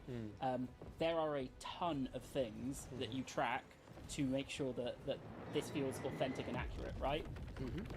I mean, I can list some of those things off. Nice. But I've got down here aim time delay, rate of fire, reload speed, mid-burst delay, burst size, number of bursts in a magazine, if they're continuously firing.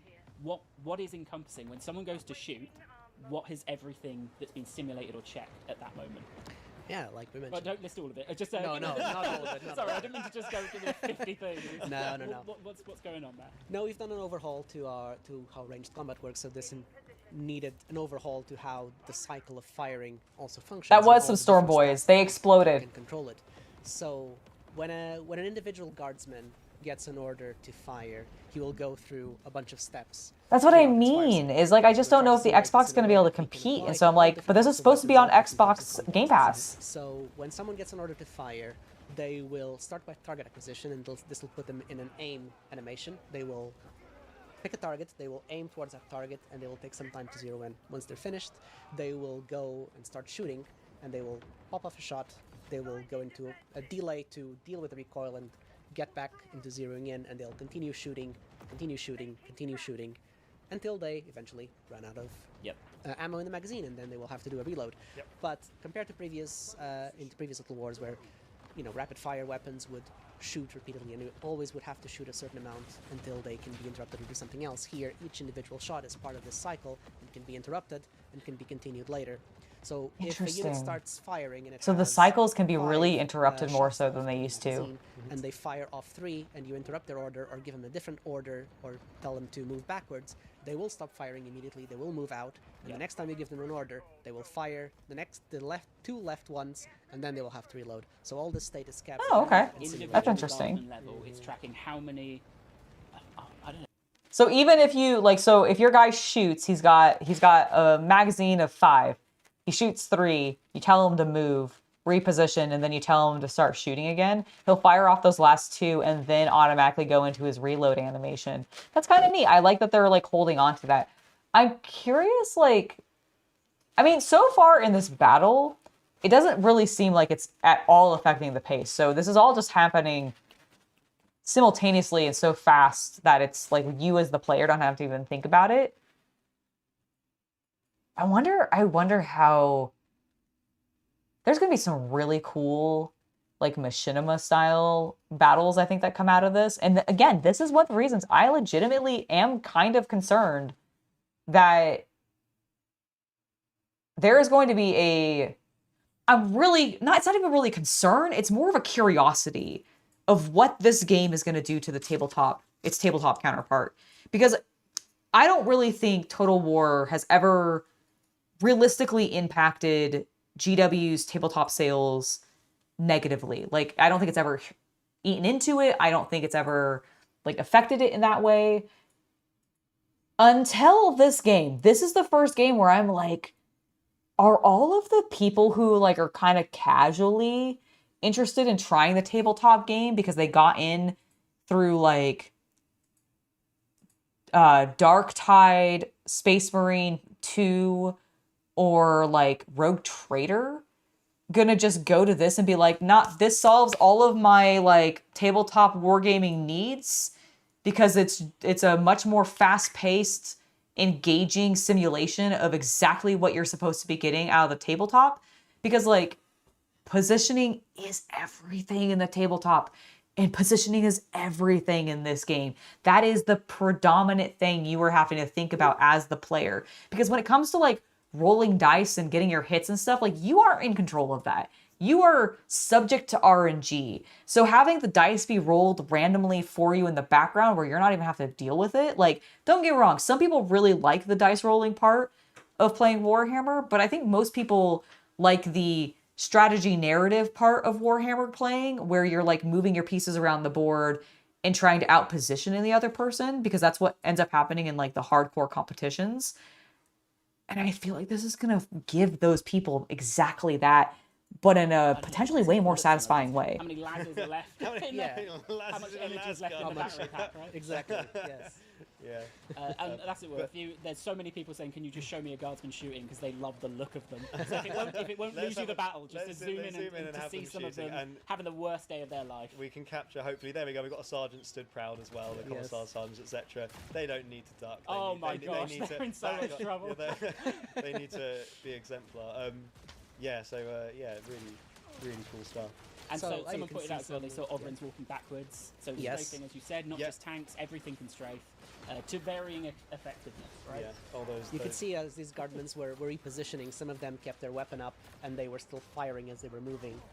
A lot, if not most, of the units in this game are able to fire while moving. We've That's cool. disconnected That's their nice. legs That was from something the that horses some and units so in Total if War they're Warhammer moving 3 could and they do, have but a not weapon all. and there's enemies in front of them, they will be able to shoot at them as they move and as they go into position and without interruption. It's hard to sort of it's hard not to understate the amount of effort that's gone into the animation system and upgrading that. The anim team, all of them have done an incredible job of sort of like stepping up to It's been amazing.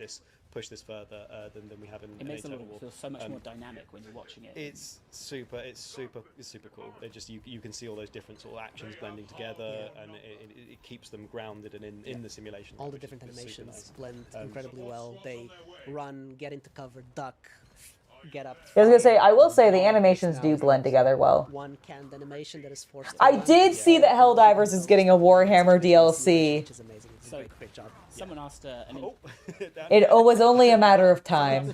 a question there of, and I've seen it a few times, of firing. Right, it's in firing lines. So someone said there was a guardsman at the back there who wasn't shooting, right? Yeah. So again, on the positional gameplay side of things, providing frontage is like a really important part of successful range combat, right? Is that you want to have more guns pointing at a place, ideally a focused enemy, than they have. Yeah. And getting around people and flanking them is all part of that. But also just how you stretch your own unit and how you can sort of space it out will matter. So you can occupy more frontage by dragging your unit out. It's Total War. One thing that we've done here is we put a load of work into the checks that each individual entity is making when they're firing. So the ones at the back are basically going, I can't shoot because my friend's in front of me. And we have a bunch of controls to manage. Interesting. How far they will be comfortable firing over each other. I actually find that really interesting because what he's describing with units that are like, if you don't stretch your unit super thin to like a row of like two dudes deep, and you have them be more condensed, which is probably realistically what you want to do, depending on like the cover that you're in and what you're fighting against, of course, but like realistically, those people back are gonna not fire because they wouldn't be able to see over their friends. Like, you don't want them firing through their own unit and ending up hitting one of their comrades, right? That's how the game works in Old World. Like, Warhammer Fantasy Battles and Modern Old World both have it so that like the ranks, like the depth that your unit is in, outside of I believe some archery units, and I could be wrong about this, but I think generally you can only have like the first 2 rows fire, right? In old fantasy, depending on the edition and depending on the weapon, etc., the first rank is the only one that can fire. If they are firing on an enemy position that is below their elevation, they could then fire 2 ranks. Got it. Okay. This resulted in many archery units being deployed in ranks of only 2. This is strong for shooting, but it is weak in melee in Warhammer Fantasy because you don't get bonuses for having ranks of men behind you. Right. And so like it's kind of interesting to me that they're adapting this finally in the 40k version of their game when this is kind of a thing that they would do actually in Old World. So it's just kind of interesting to me. Each other's shoulders, etc. So the first couple of rows will be happy to fire. The back few are going to be hanging back and going, I can't fire yet, but obviously spreading them out, you're going to get more guns on target, so that works for your positional gameplay. If you are happy to move out of cover, so you've got trade-offs, of course. There's always a trade-off to how you're trying to put your units around the map. But yeah, what's really cool about it is that, let's say a grenade lands in the front line of your unit and kills the ones that were firing. The ones at the back in that moment can then go, well, it's a shame that Jim's dead, but now I can. It sure is a shame that Jim's dead, but now I can see. So you're tracking, I guess, line of fire for every individual. As war's meant to be.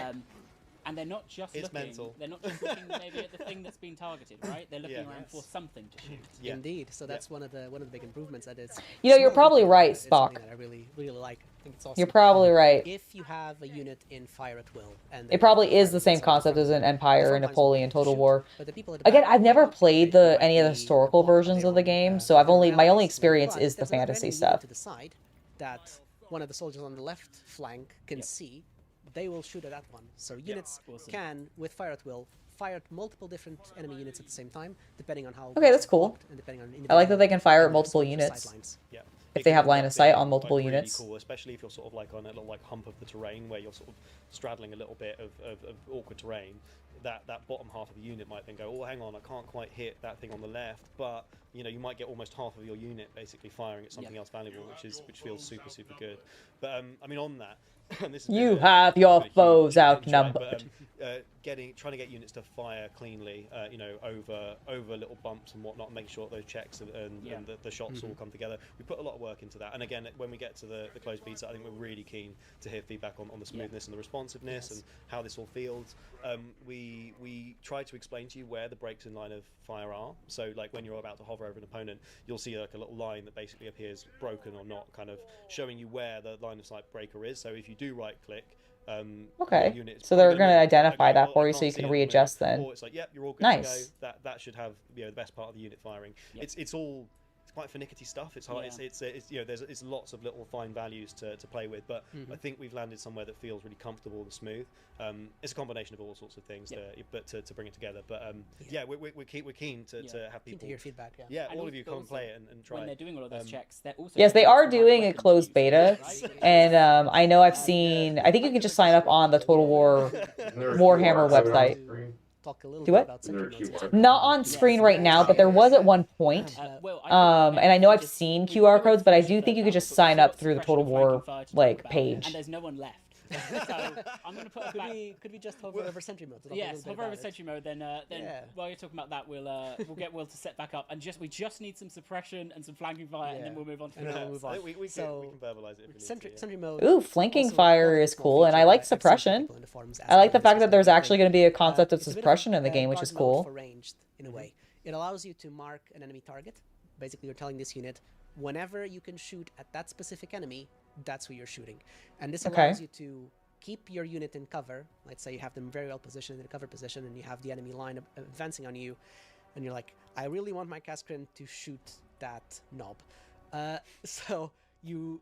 I really want them to shoot that on knob. that enemy, and now you don't have to worry that they're going to move out of position with the ranged attack. Yeah. They will stay in cover as soon as I they do can love shoot orcs. that, they will. And it also allows you to disconnect your ranged attack in a way from movement, so you can paint a target and then give a move order, and they will keep shooting at that target with fire while moving, prioritizing the one you want. Yeah, it's super handy, super versatile. It really does help you just sort of manage. Like, I really need them to pay attention to that thing when it shows up. Yep. And it gives you that power to kind of go. Until then, carry on. But yeah, super cool feature.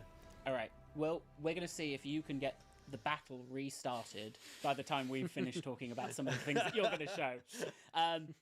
So we did see it pop up a few times during that battle, especially when things were being shot by small arms fire. Yep. Suppression. Yes. What is suppression? How does it work?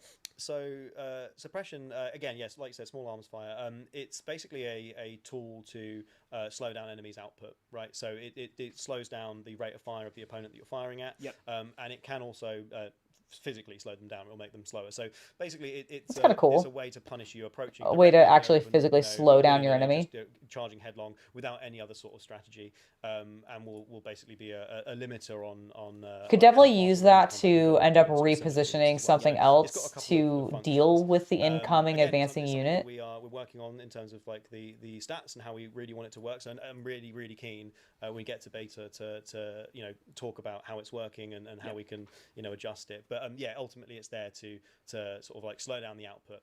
Because again, we don't necessarily want, and this has been a challenge here, we don't want every combat to end super fast, right?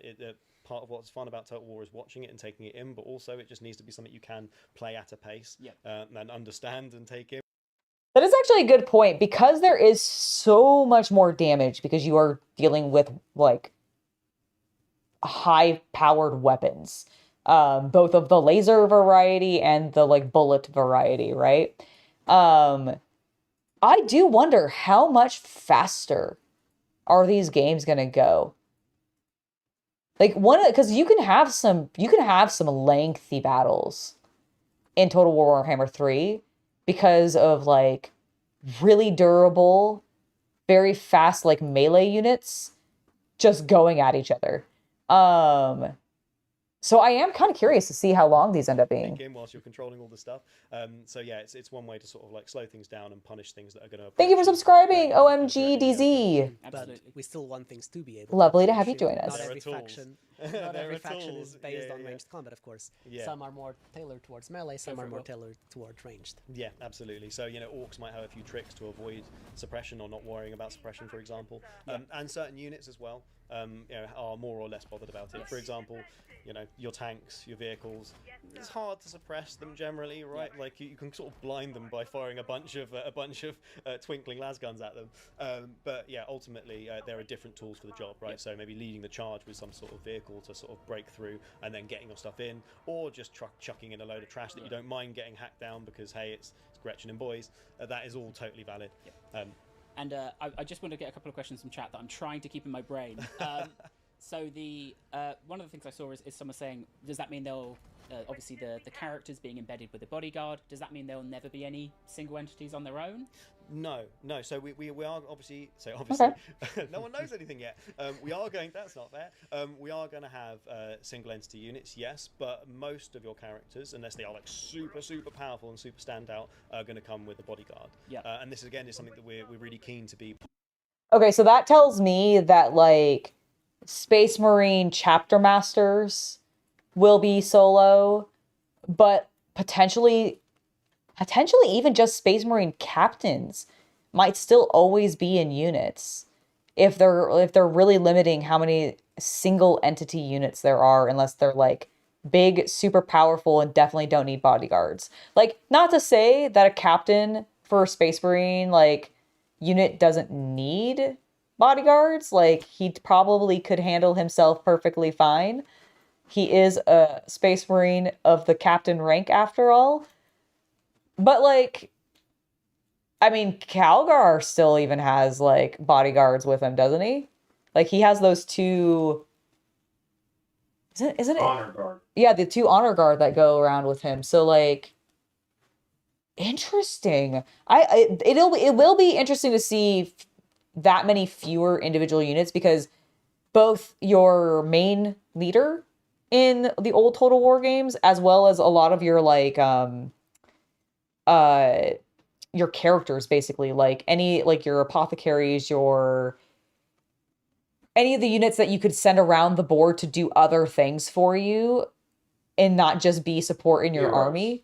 Your what? Hero unit. Yeah, your hero units. Thank you. Like, all your hero units were always individual units. They never were like a group. It was just the dude. And you could embed them into your army, but you couldn't like embed them into a unit. So like, the fact that you're able to go deeper now it's going to be very... I'm just very curious to see how these games go. For as much as it seems like it's very similar, I'm also very curious. So you'll may be able to make adjustments to the bodyguard that they have with them, what they're outfitted with, who they are, etc. In terms of, are they Kazakin, are they not? Oh, yeah, no, I get that, Odin. That makes total sense. To be able to tailor around your character a little bit more. The lightweight units going back and forth, just reminding you of featherweight boxing. I totally get that. Single hero. And slogging away with your single hero, especially because when you look at a lot of the characters, especially for the ASM, the Astra Militarum, they are humans, right? So we don't want to have... They're fragile just, and easily breakable. That isn't right. That's not how it should feel. Right? He's backed up by the guns, and that's his role. Absolutely. Will accidentally click something there that actually answered the question in chat. Someone said, "Are we able to shoot the cover?" Which, yep, you can. You can shoot the destructible buildings. Yeah. So the destructible buildings can be targeted. You can strategically remove them to either drop them on opponents, open up line of sight. So actually, this is a cool space here, right? Because you can make some decisions. You can decide to take these buildings out before the orcs arrive. And then you've got a clear firing line to shoot at them. You can wait to try and spring a trap and drop it on them if you'd like. It's true. Yeah, I like that. I like that you can make some decisions based off of destructible terrain. Nice. That'll probably hurt quite a bit as well. So there are different ways to use these tools.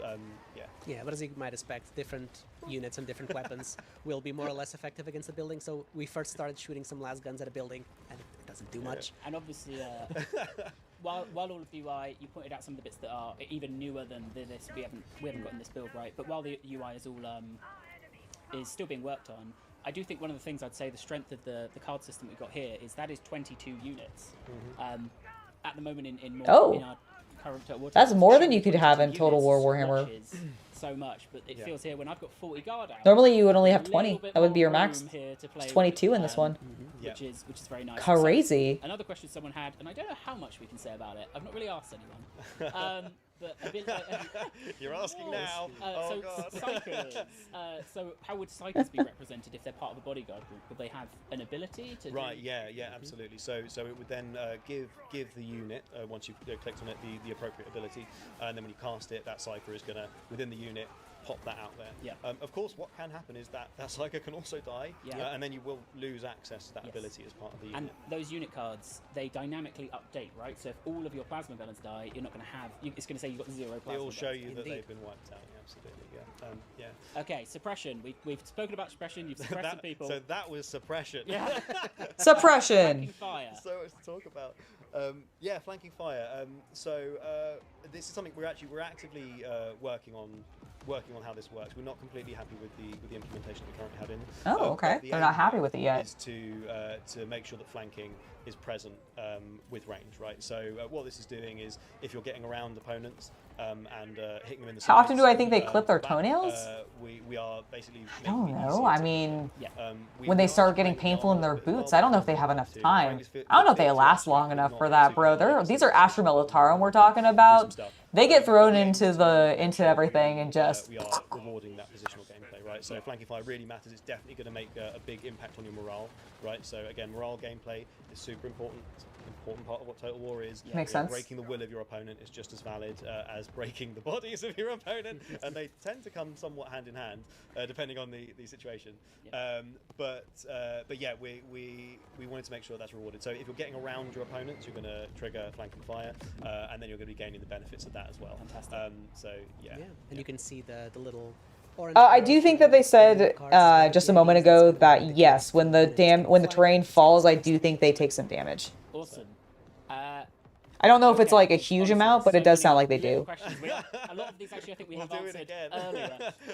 But the point of this here is we've called this Alpha Strike, right, on range combat. We're trying to go as deep into everything as we can. That means we won't have time for every question because there are so many other things still to cover.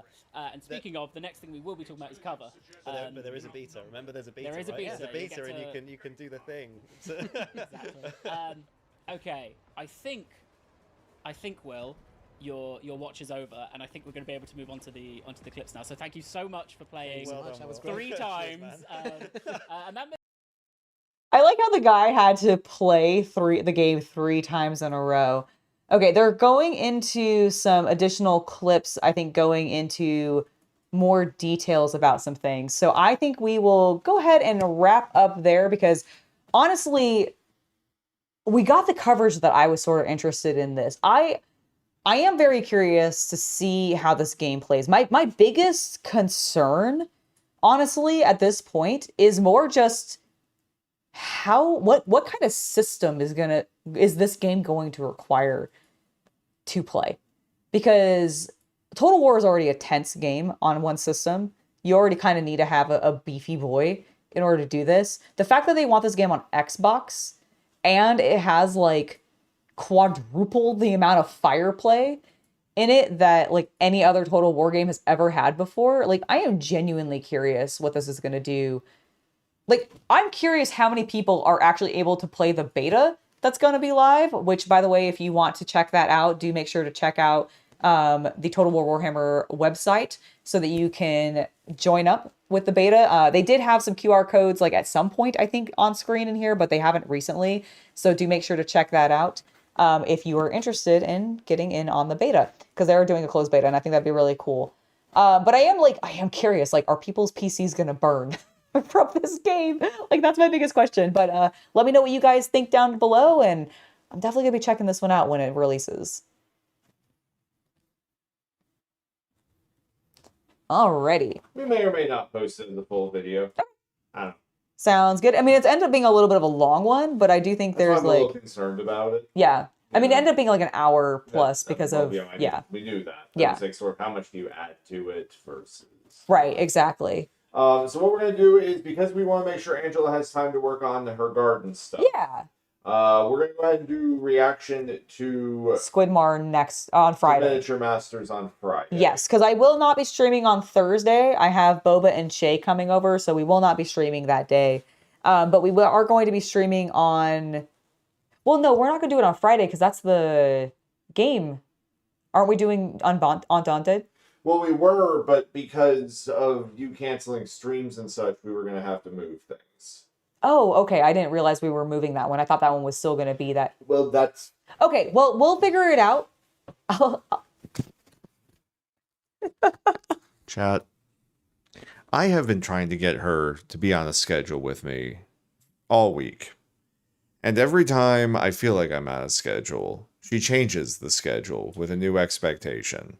And so then I move everything that I'm doing to ensure that her schedule can be met. And I would love if at some point you could just be honest with me about what you want to stream and when you want to stream it. Okay, I'm going to be honest with you right now. I really am looking forward to playing Undaunted with Chaos Cultist on Friday. That would, like, I have had that in my brain. It's something we've been talking about for a really long time, so I still want to do that. I am going to react then to episode 2 of Squidmar's Miniature Masters series on Saturday. No, I can't do it on... Fuck. Okay, I see the problem. Because Saturday you have a fan stream. Should I just stream Wednesday? Well, you considered it, but you didn't want to because you've been overworked. Oh, no, we haven't talked about that this week at all, I didn't think. I proposed it at one point, and you I were like- completely missed that then. And you just continued to talk about how overworked you are. Oh, okay. Well, I'm not overworked. I'm feeling fine. I think I want to stream on Wednesday. Okay. Yeah, chat. I think we're going to end up streaming on Wednesday. Be live tomorrow, then. Yeah, I'll be live tomorrow. I asked this like so many times. I genuinely missed you asking me. I remember asking. It was when originally you scheduled the event with Shay and Boba in the first place. And I was like, do you want to move the stream? And you were like, no, we'll just cancel it.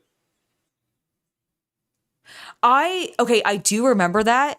But I think I had different context for when I meant that. I should have said yes to moving it. Yeah, we're going to move it. So I'm going to stream tomorrow. That's my plan. To clarify the confusion for everyone, we will be live tomorrow, Wednesday at 1 p.m. Pacific, 4 p.m. Eastern Time. We will then be live, not on Thursday. Correct. But on Friday Yes. at 5 p.m., where we're actually going to be having a board game head-to-head. Hopefully that goes well. And then Saturday, Angela will be live at 3 p.m. Yes. Pacific time on Saturday. I will make a calendar and put it up.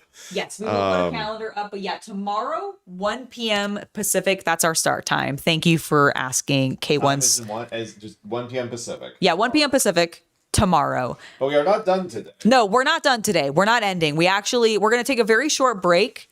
And then mostly so we can get the cameras rearranged because we are going to head downstairs. Oh, actually, I can show off. I wanted to be respectful while I was watching Total War stuff and potentially Squidmar, but I do have bathing suit prepared for today's stream because it is hot as balls out there, and I wanted to work on my tan a little bit more. So I went ahead and I put on my really cute goth bathing suit top. Look how cute this is! Yay! So I am going to head downstairs. Reality. It's a reality invasion.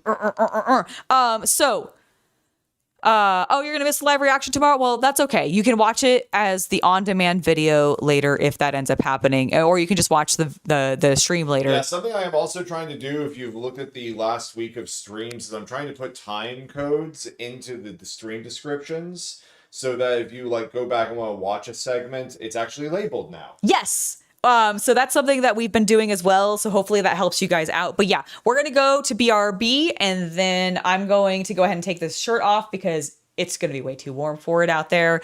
And we're going to go ahead and get to some gardening. And then, yeah, I'll see you guys tomorrow at 1 p.m. I'm excited for that. So let me just clip you there. BRB. BRB, everybody.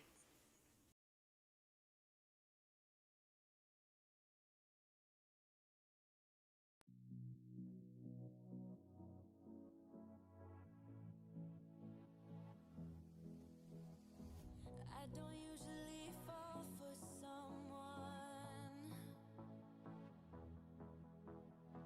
I don't even care who I run from. You're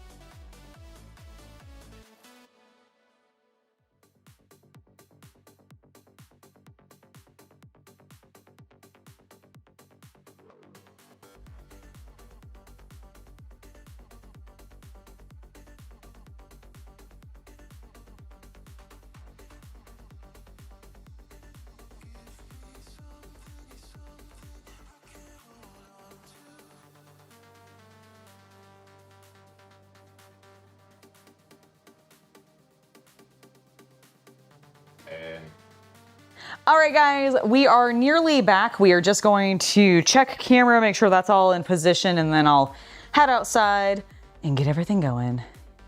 Yeah, I just got to cycle this real quick. Okay, no problem. That makes sense to me. I'm also going to... I brought the water bottle upstairs. Okay, I'm gonna be right back. I'm just running upstairs real quick while you finish getting that. Damn it. Okay, well, hold on. I'm bringing you upstairs with me real quick. I forgot the water bottle up there in my rush. And I definitely am gonna want that because I think it's like nearly 90 something degrees outside. Right now, it is hot. It is hot, chat. All right, cool. I see that you guys now have the proper screen. Oh, you know what? Good. I'm glad that this was open because I do, in fact, I think want this plant. I'll repot you later, but I do want to repot this one today. It's time. It's time. Especially since you're getting some leaves that are going. It's okay. I think that's part of your natural process, so I'm not gonna be too worried about it. All right, chat. Got the water bottle. I'm gonna refill it. And then we're gonna head outside and get sweaty and very dirty. We're about to get really dirty.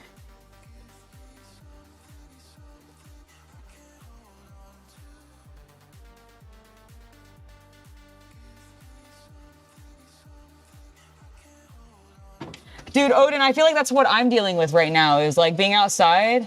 Like I did actually sunscreen up while we were on the break because it is so hot outside. It is so very warm. I'm going to, as I go out. All right. I will. Here we go. Let's get, oh yeah. Get that going.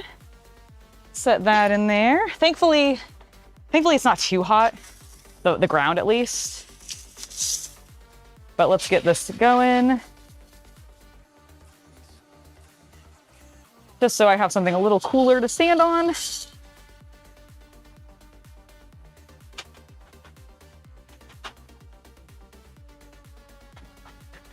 There we go. That's feeling decent.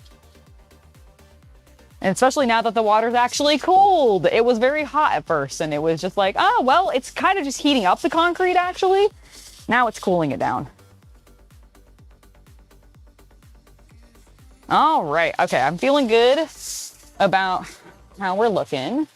So we have a couple of objectives today, including repotting some stuff. We used to live in Georgia. We don't live in Georgia anymore, but we did used to live in Georgia.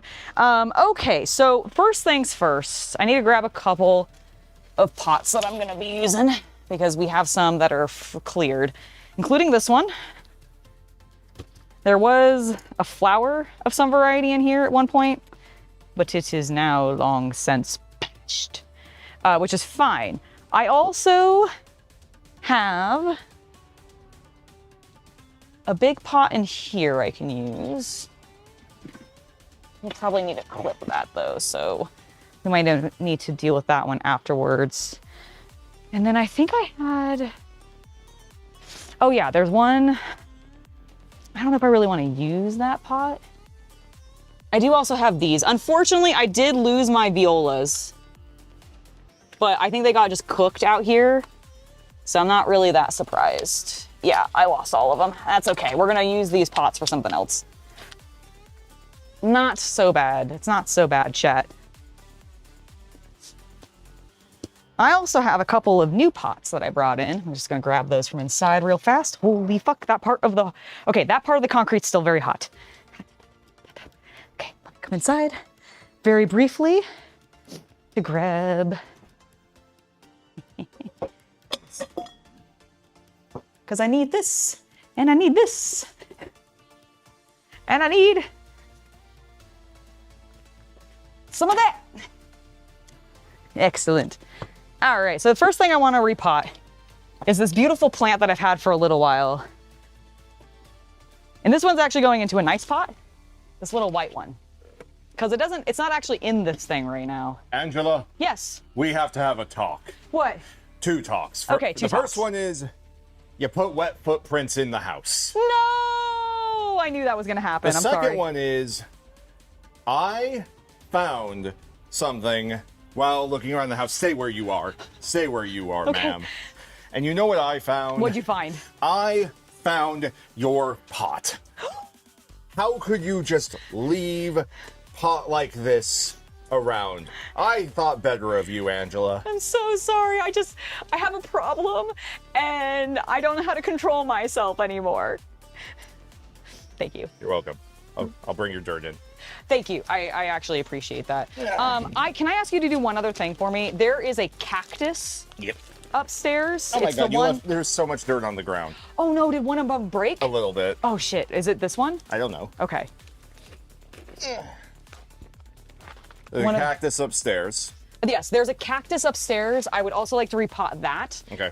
It's in, like, it'll be in a nondescript pot, the kind, like this kind. Okay, in the modeling room. It's in the modeling room. It'll be the most obvious cactus there. All right, but the first thing I want to do is I want to get this Most guy obvious repotted. cactus. Now there's actually 4 plants in this, and I Retrieve might the try to cactus. split them into multiple pots. One of them I'm definitely going to put into this, and I might just, I mean, the whole thing could go in here. I don't want to split them to see how big they'll get. There's actually 5 plants now that I see it in here, so. Woo-hoo.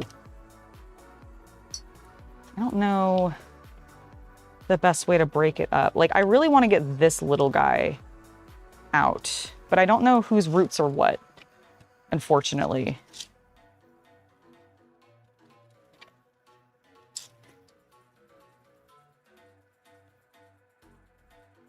Trying to break up the potting soil around the roots a little bit so I can get like the dirt out and maybe separate them.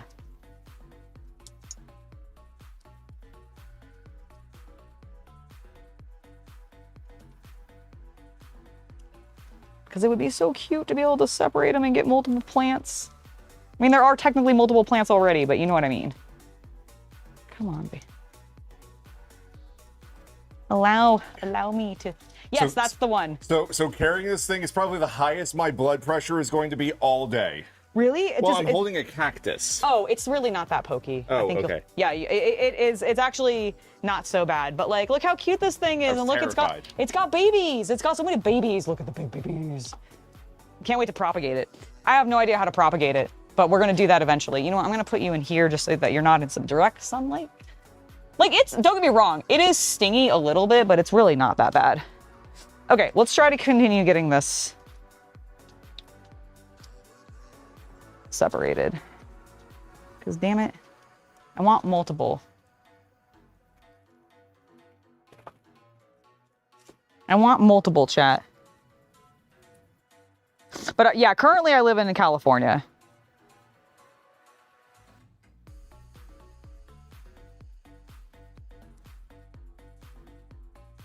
Ooh, I just actually, so I'm not a big apple person normally. Look at your succulent starter things. I guess they're not succulents, but can you go look at your starters through the window? Yeah, are they good? I'll go look at them. Hey, what are you doing? Are you eating them? No, don't bite my, do not bite my basil. Do not bite my basil. Oh, there's a fly, I see. There's a fly. Chat, there's a fly by my babies. There's a...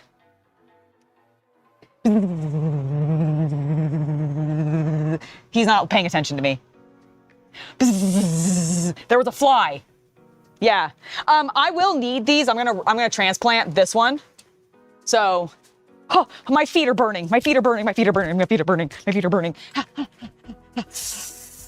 That was hot. There's no water over there. He tricked me. He tricked me into the hot water. He tricked me, guys. How rude. Okay, let's continue trying to get these plants separated. Why did I just get my hand wet? That was a stupid idea. Chat, that was a very stupid idea from me. Yeah, I'm not wearing shoes because I already have shitty tan lines because of my socks, and I'm trying to avoid that. I really just want to get you.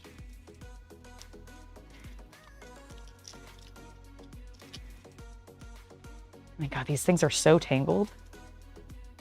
Okay, I think I've almost got this one out. All right, I got this one out. That's great. We're gonna put you in one of the little ones to get bigger.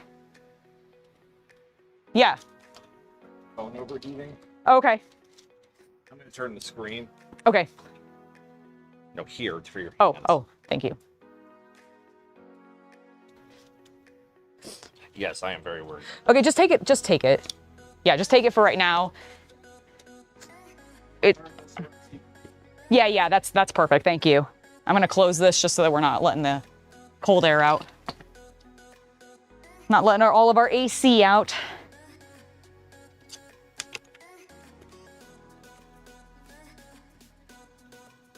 Okay, I think I'm just gonna go straight into this with this guy.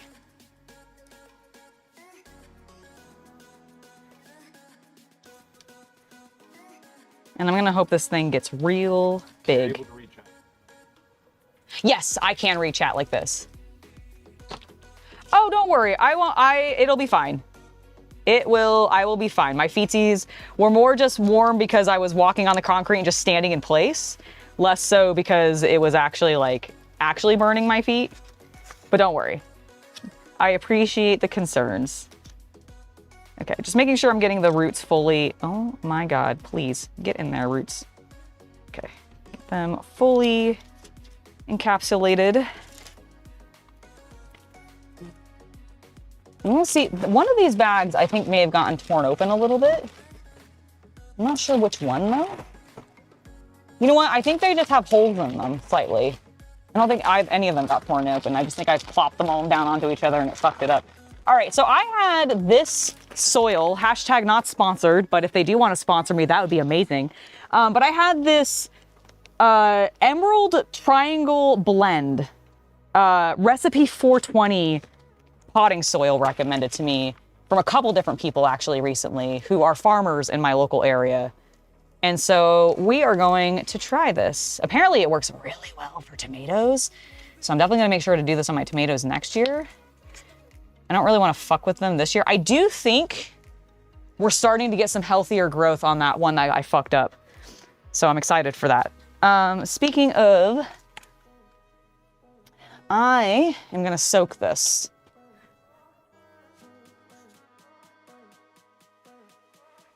Nice little soak.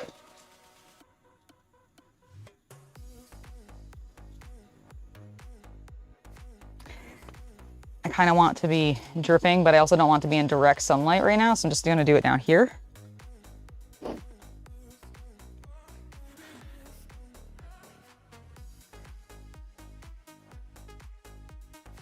So wetting the ground a little bit more.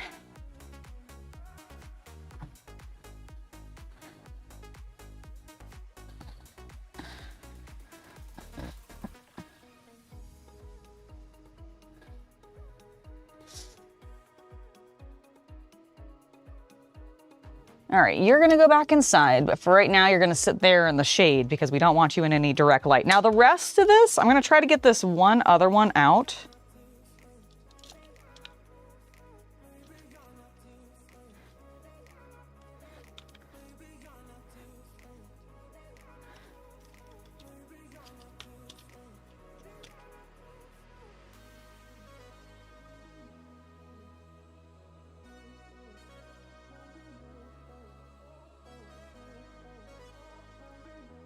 Come on, darling. Come on. Release.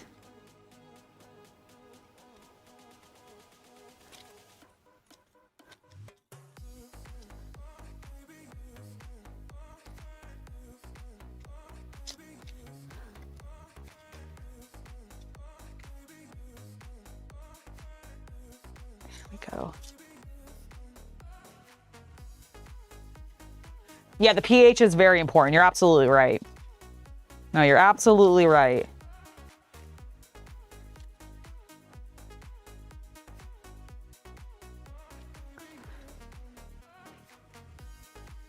There we go.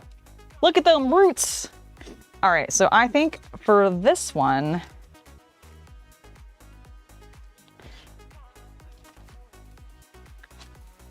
okay, that little one is there. we are going to try to put you actually back in your original pot to help you grow. Let's give you some fresh soil. Get this up here.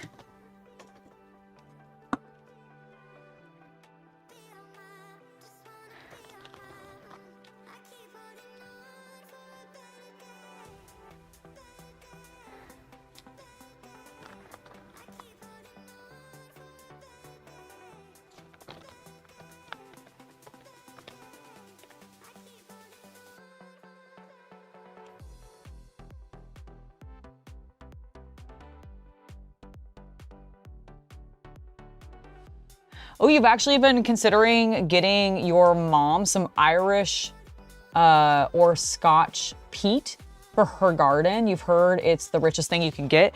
I have heard mixed things about peat soil because I know that like there's something like environmentally potentially problematic with peat from what I've seen, but I've also have heard that it's very good. I think it's being overmined. Like, I think the process of like how peat forms, like that type of soil forms, is like complicated. And from my understanding, I think it's getting like over basically took from the environment. Okay.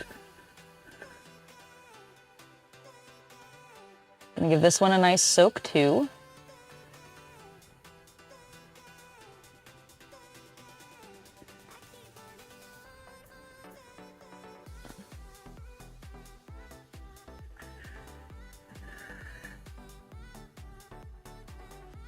Okay, so that one's had a nice soak. We're gonna also set it in the extreme shade. Now the rest of these, I think I'm just gonna keep together. Like I think I'm gonna put the last 3 of these in here because now their roots have a little bit more room to expand. They're so big though. Should I continue to try to break them up? I don't know how like well that's gonna work. I think I'm just gonna leave them together. I don't know why I went to go open another bag. I have one right here.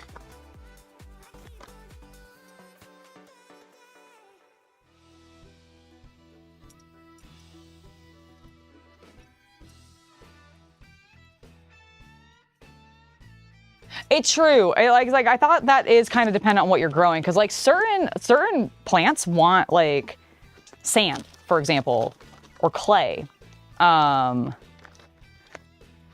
Like, I will admit, this soil feels funky, like in a cool way.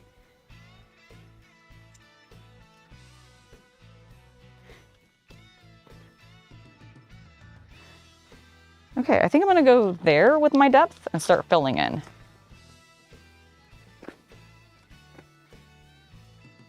Oh, you know what? I should take this off if I'm not gonna have the phone on so I don't get a weird tan line from this too, because I will. I tan very quickly, very easily. That's why I actually do have kind of weird tan lines sometimes. If you're on Hobby After Dark and you've seen some of my more recent photos and you're like, huh, she has some like weird tan lines happening. It's because of all the gardening and all the outdoor shit I've been doing.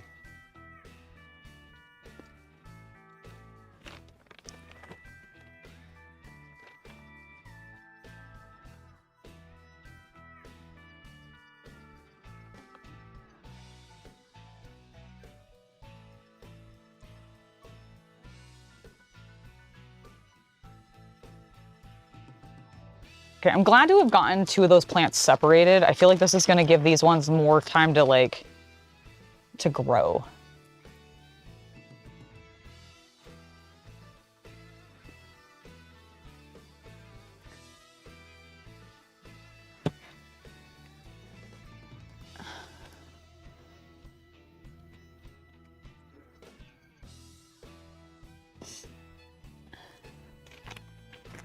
One more little layer of dirt and then I'm gonna shake it around. Then we'll water it. I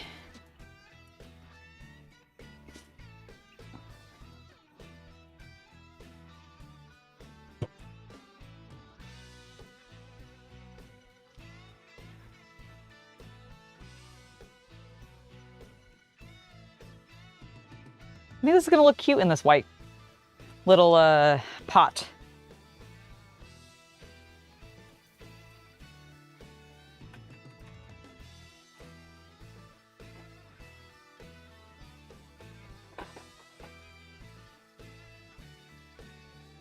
My God, I'm sweating so much.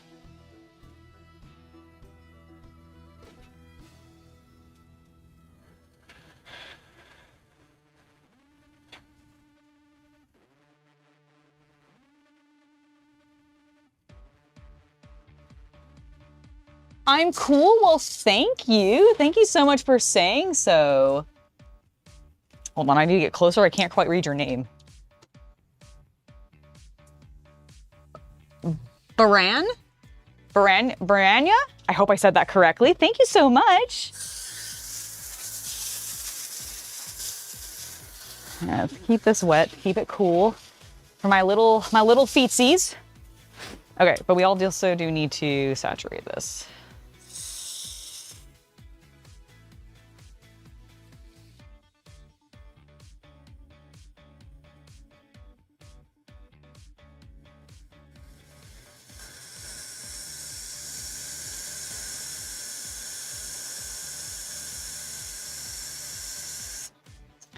I'm just checking to see how much water actually fills in the little recess thing for it to continue to drink after I've watered it. Because if it's not a huge amount, I might give it a little bit more water. I kind of want it to be a little saturated. Actually, yeah, I can tell that it's not saturated.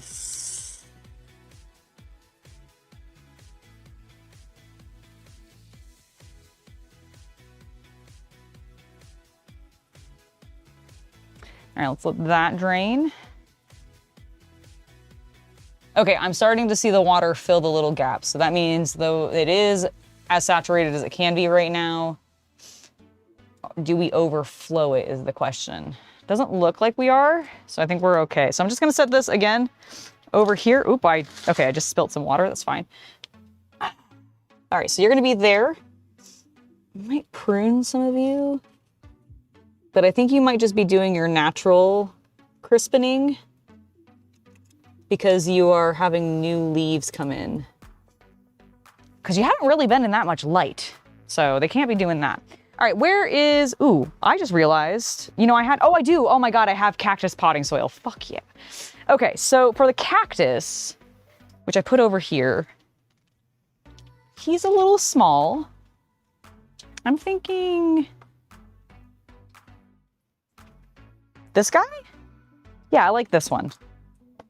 For the cactus. All right, I got some dirt in there that I don't want. Ooh, take that. Okay.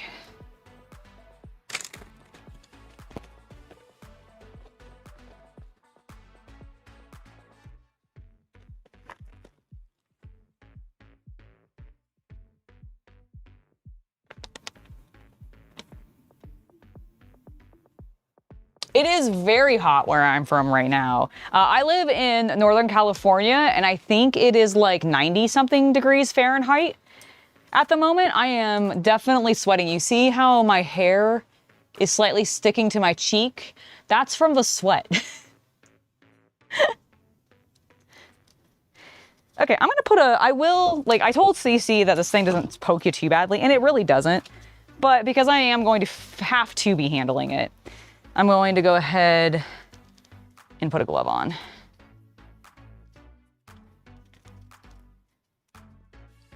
Just to give myself a little bit of protection. Squeeze out. All right, here we go.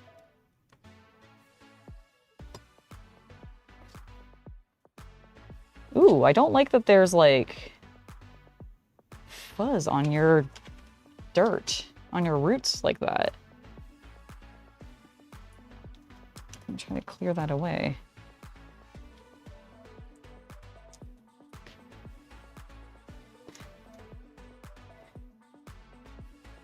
Ow, ow, ow, poke, poke, poke. Okay. There we go, it is in. It did stab me once, but that's okay. It's bound to happen.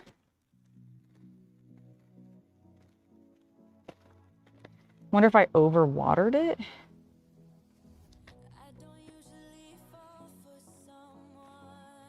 I know I just covered it in dirt, but I don't know what else to do because it's so army.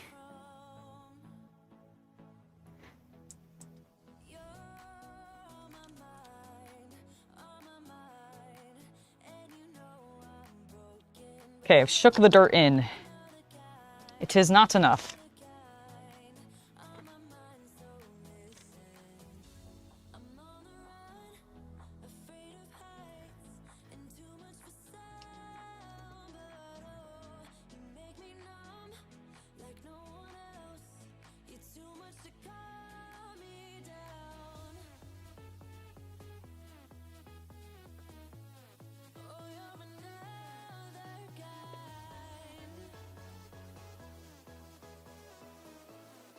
trying to blow some of the extra dirt away.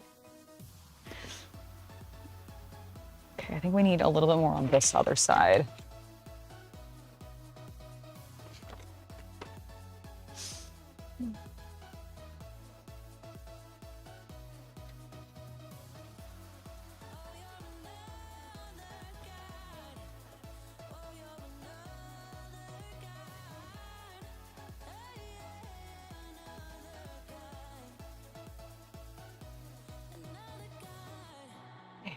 How are you looking now, little guy?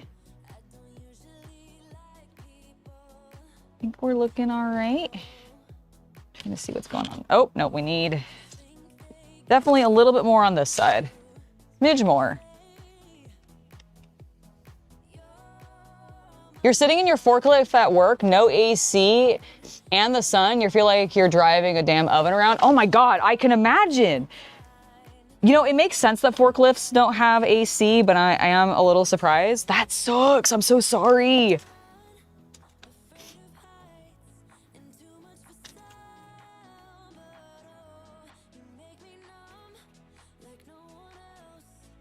Oh, like that sounds so annoying. So hot. Okay, I don't know if I should water this thing, because I'm really worried about that like white fuzz I saw. I'm gonna give it like a slight misting. Actually, you know what I'll do is I'll fill the bottom so it can drink from there if it needs it. Okay. Because like I don't want to overwater it. I don't want the cactus to die.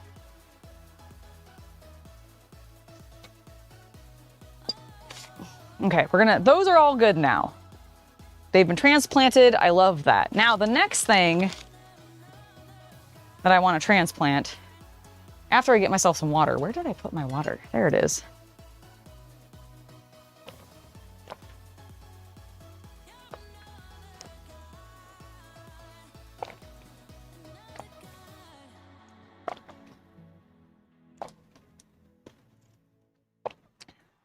It's 93 in Canada right now?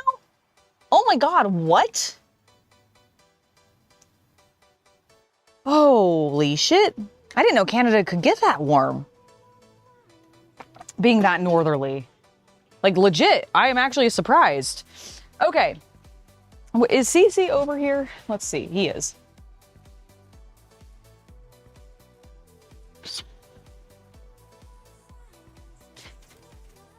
I'm having him bring me over my next project.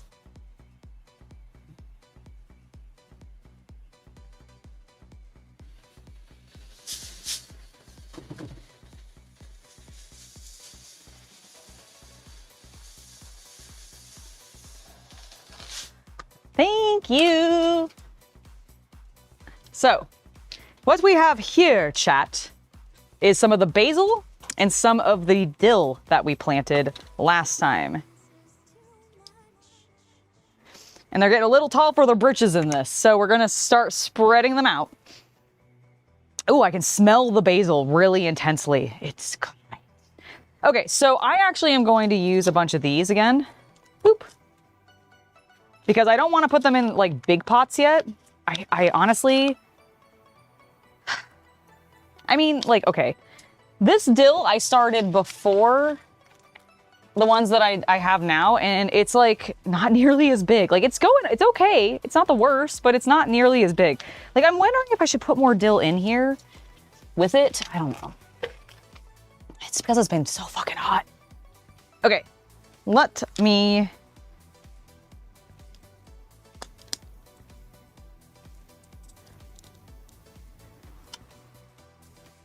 get this out. Get this dirt out, please. Give me the dirt. Give me the dirt and their roots. Okay.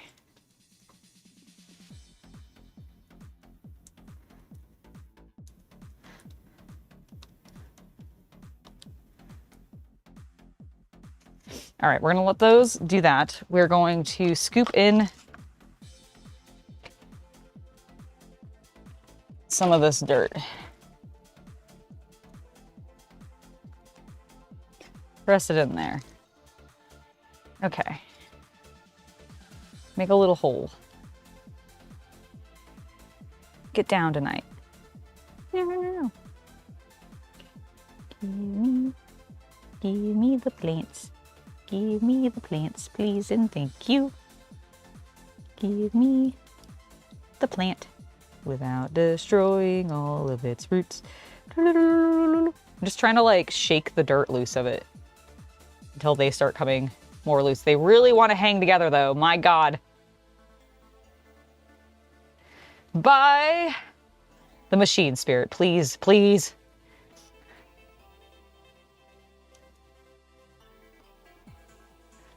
Okay. I'm gonna let these two live together because I have a feeling that other one's gonna just die anyways.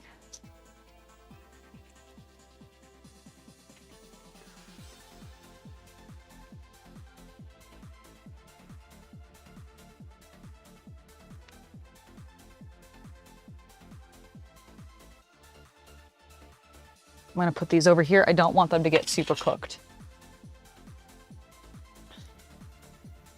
Okay. You need some water.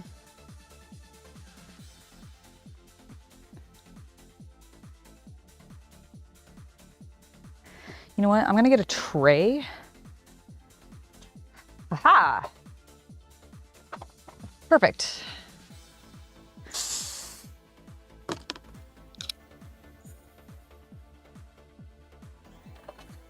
Doesn't matter that there's dirt in this tray, this is fine. Just want to get a layer of water in here. Lovely. Start absorbing. And then I'm gonna just set it right here. So again, it's not in direct light, but it can start absorbing some water. All right, let's get the next pot started. My hand is wet, but that's okay. It's gonna get dirty anyway.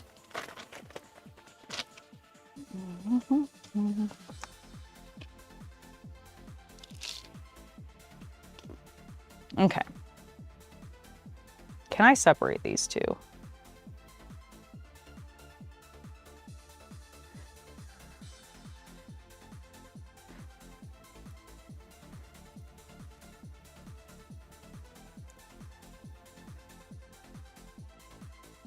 Yes.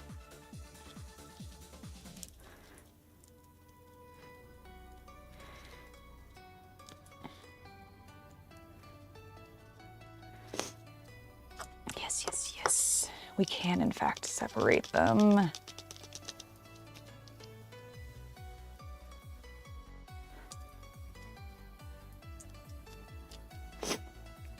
Next, dill ready to go. Into the bucket. Okay, well, that is not what I wanted to have happen. Get out of here, succulent piece. Okay. Next.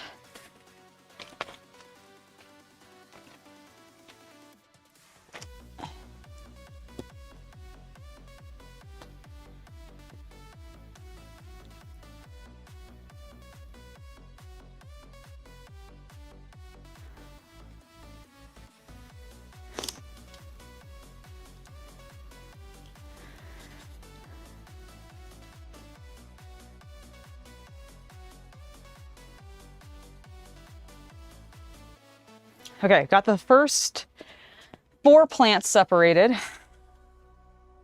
Feeling good about that.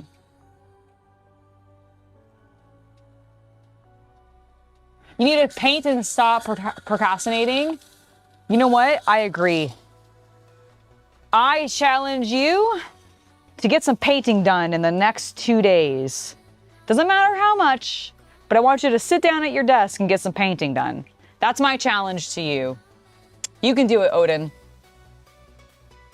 Bob Ross was awesome, and I still love watching his stuff on Twitch every now and then because they repeat it like all the time. It's great.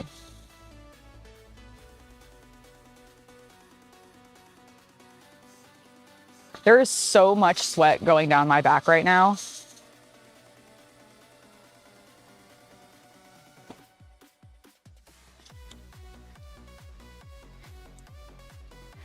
Okay. One container cleared. Next.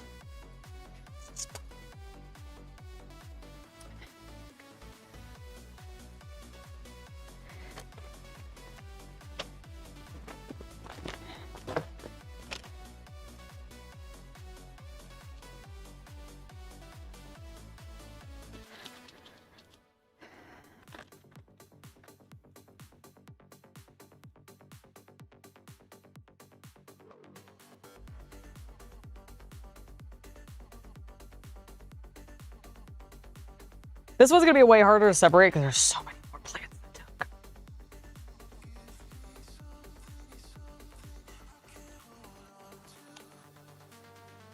Like, there's so many in this one. Like, should I just do an experiment where I let them kill each other off? I guess so. Like, I'm gonna transplant these again probably in like a month because they'll likely have gotten bigger. Should I try? Okay, I'm gonna try to at least break them into two groups.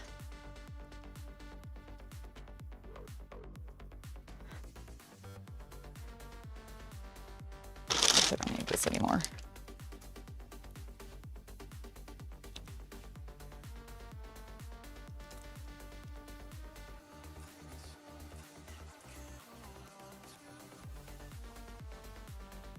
Shake yourselves loose.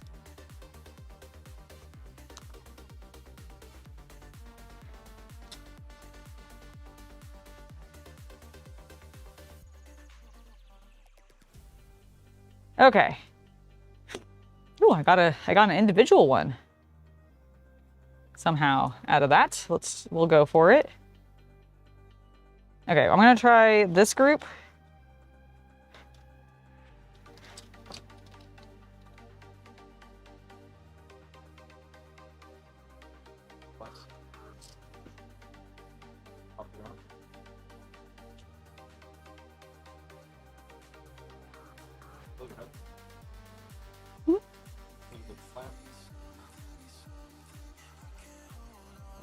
You're so welcome.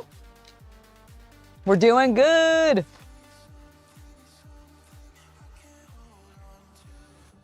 I love gardening, guys. I love my job. A cool job. All right, we're gonna let that be. Stick it in the water. I do think they're absorbing.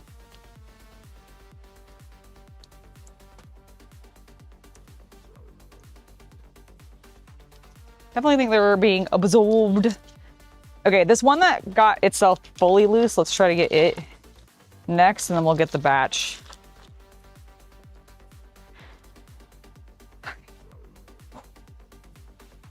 I don't know if this one will live. It may have gotten too cooked in the transfer process, but I found out there's I've been seeing like this wild plant growing all across like the highways here in Northern California. And I was trying to figure out what it was because I recognized it as one of the ones that I attempted at one point. And actually, I think I still have. I think that's yarrow. Yeah, it just hasn't gotten big. So I guess it's gonna take a couple years. Oh yeah, they're definitely absorbing this water considering it's less now. Let me put a little bit more in there because they're drinking so much.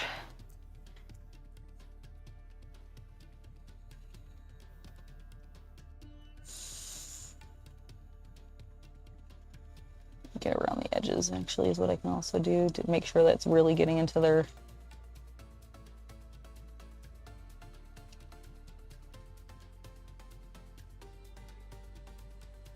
okay.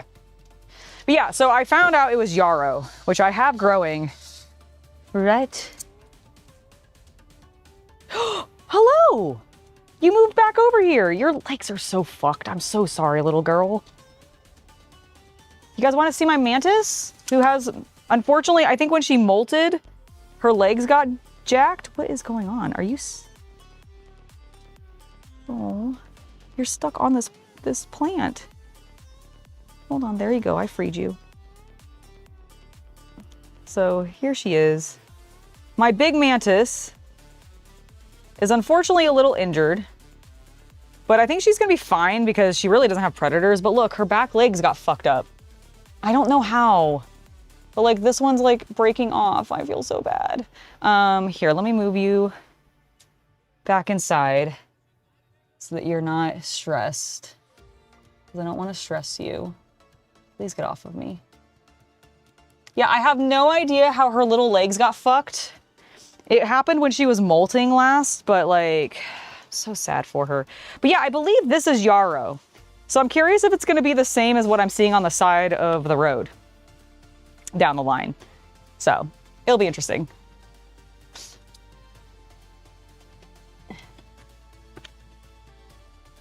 I feel bad for disturbing my poor little mantis. I'm so sorry, little guy. I'm so sorry your legs got fucked up. I feel like it's my fault. I don't know how. I think like maybe water got on her. I'm trying to see if the healthy one's in here still.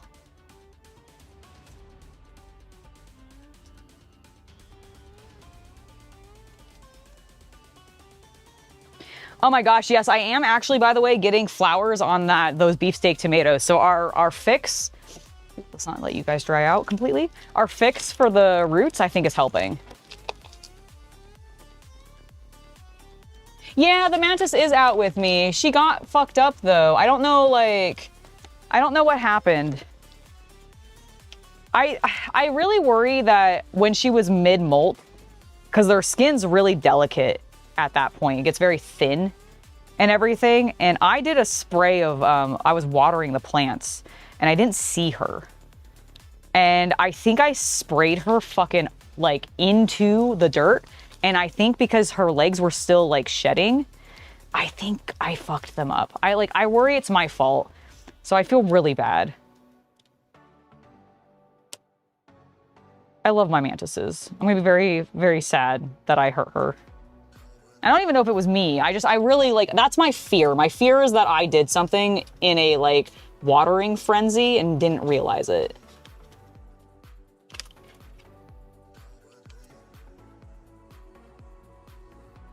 Okay. There's all the dill. Hopefully it'll all stand back up. Let's deal with the basil now.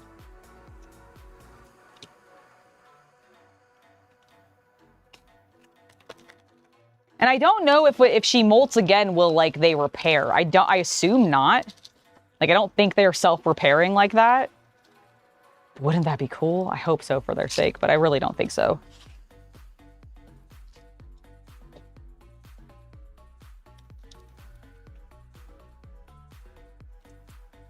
Yeah, I know. Like I don't know, like I really do worry it was like I was watering and fucked and like accidentally injured her in the process. Like I said, I was seeing if I could find the healthy one that's in this. Because I do have one or two that are pretty healthy still. I mean, she's healthy. She's doing fine. She's clearly eating, I think. But like, I'm worried she's gonna die because like, I mean, she went from the far one over here, so she's clearly able to move. Just makes me stressed, you know?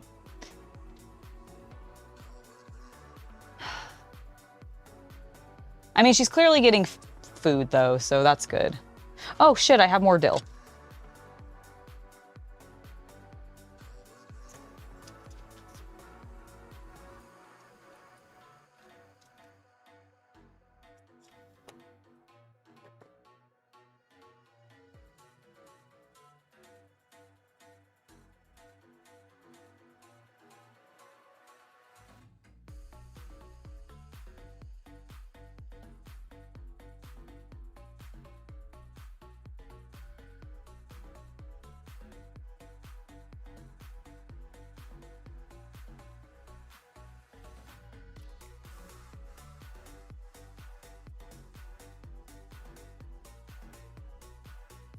There's an individual.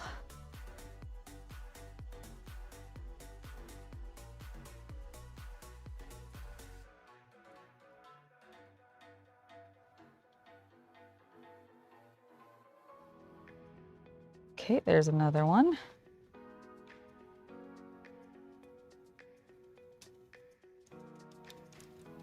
She is clearly a survivor. It's true. I can't wait to get more. I thought about it. I was at my Ace Hardware today picking up the soil and such, and I saw another egg sack, and I was like, do I get it? And I decided not to. If they had had one hatched, I might have, but then I was worried, like, well, what if they just get eaten by all the other mantises that are already still there? So I decided not to, but I don't know, I might get another one and just have them around because I love them. They're so cute. I love the little mantises. They're so adorable. And they really do help my garden. They're cute and they help my garden. Bonus. Bonus, bonus, bonus. Okay. You all good? I'm just gonna set you on the ground because this section is pretty flooded with water, so it's nice and oh my god. I did not realize I threw that onto there. Hopefully I did not fuck anything. Okay, Angela, be careful where you're throwing your hose, you dumbass.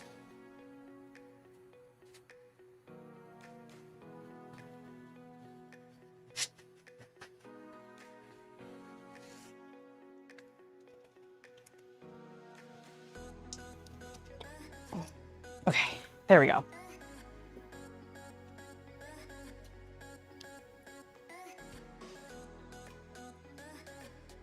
What was I doing? I had a plant in my hand, right? Didn't I not have just another pot in my hand? I didn't move it over there. Where the fuck did I do with it? And regardless, I'm gonna get this one in.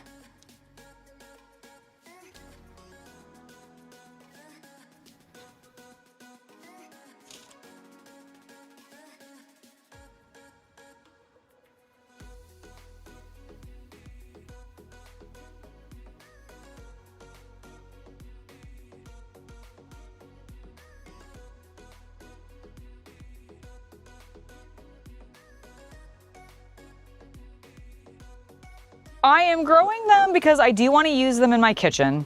Some of these I'm actually growing. So the dill is specifically so I can make some dill pickles.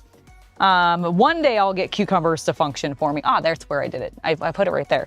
One day I will get dill pickles or actual pickles to grow for me, and it'll be glorious, and I'll squeal very loudly. Because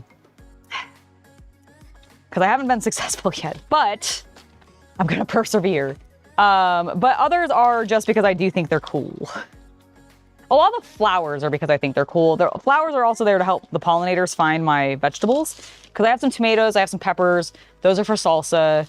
I have some cucumbers going because I want to turn them into pickles. The dill is here to help with the pickles. It's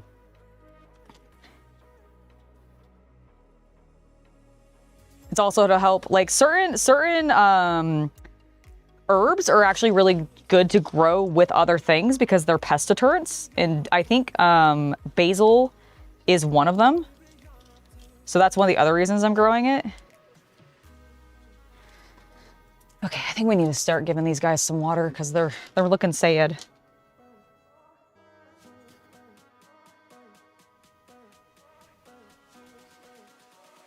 Perk back up, please.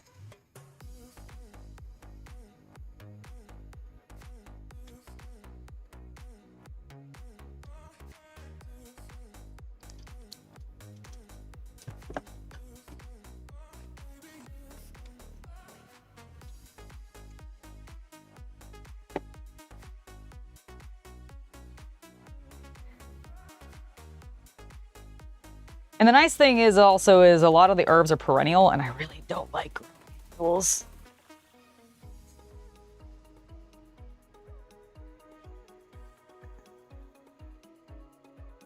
I like them to come back year over year. All right.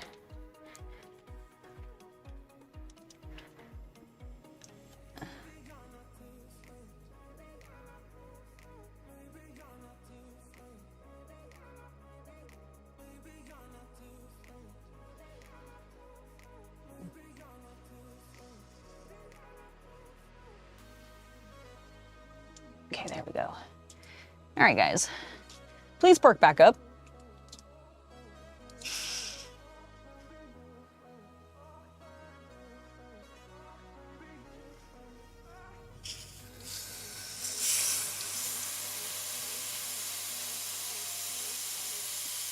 I do think the tray technique is working.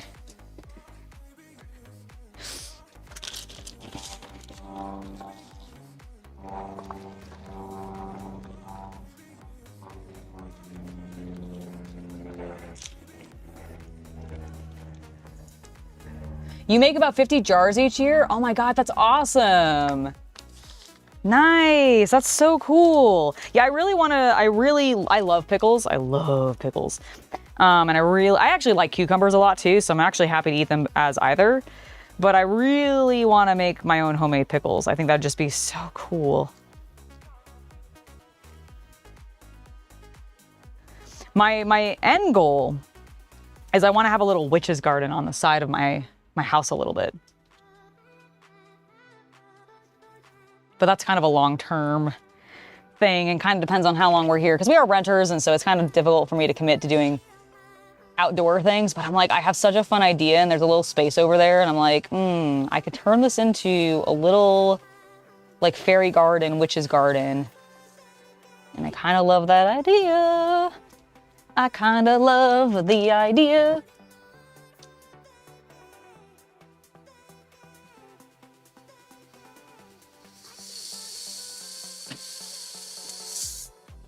All right. We're looking good.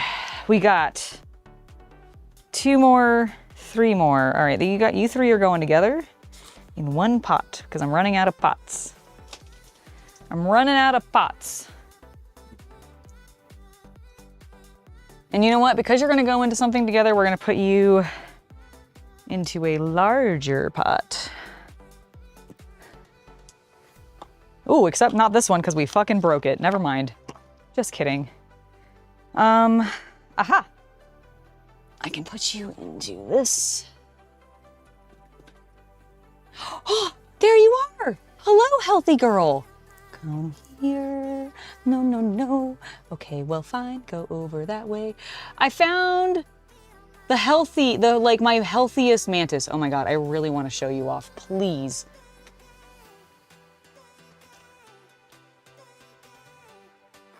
Come over here. Oh, go. No. No. I see that you're in the spider web. Come here. Come here. I got you. Okay, well, you jumped off again and I don't know where you went. Okay, there you are. I see you.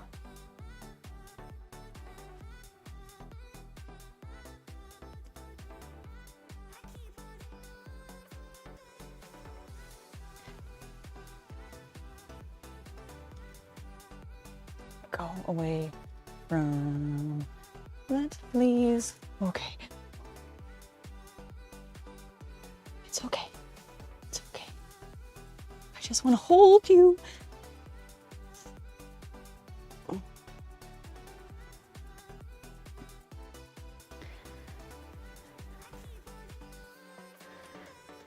you guys see her? Do you see her? She's so beautiful. All right. Yeah, I saw you look at me. Hi, gorgeous. Hi. Okay, I'm gonna let you go back. There you go. Yes. Yeah.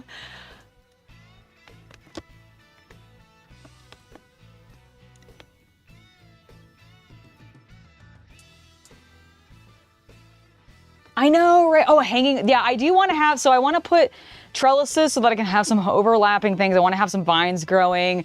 I want to have a bunch of like really pretty, vibrant flowers and leafy plants because the side of the house that I'm talking about putting this on doesn't get as much direct sun at all hours. So I think it would do actually really nicely with some like low light plants.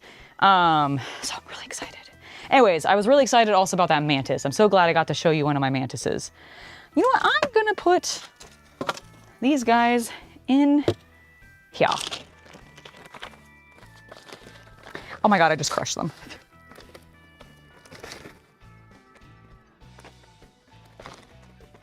I am so sweaty. It is so hot out here. Yay! Oh my God, I so love mantises. I just think they're majestic creatures and I want everybody to appreciate them. You know what? You guys are individual. I can put you in different locations. That's a smart thing to do. That's the smart choice.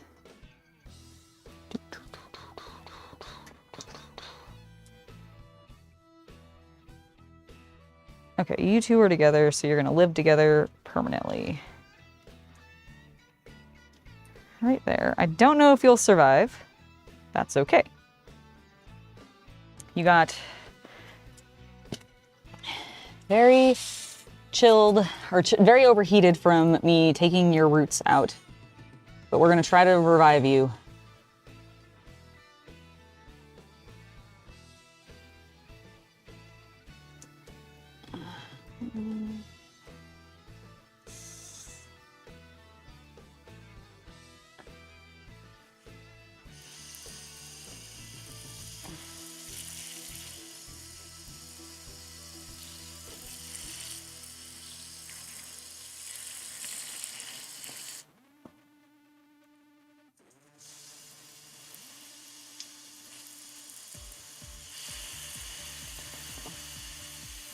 Okay.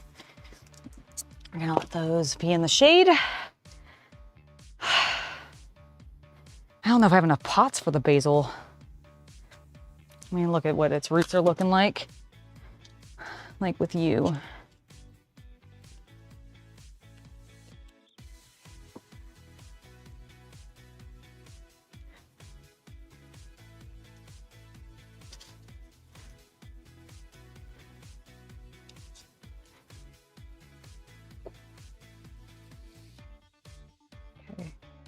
You're actually smaller.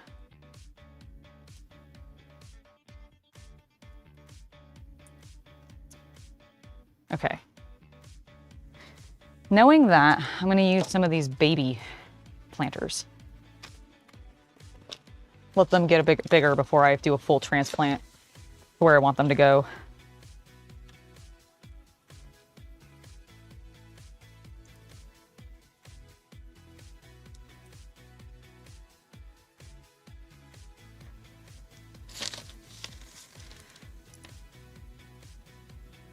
Sweet peas are a great vine plant. Oh, that's a good idea. I could put peas in there. I've tried peas before and I've had like kind of some success, but I think they get, where I had them, I think they were getting too cooked. But doing it as in the, over there, like, yeah, that could work. That's a great call.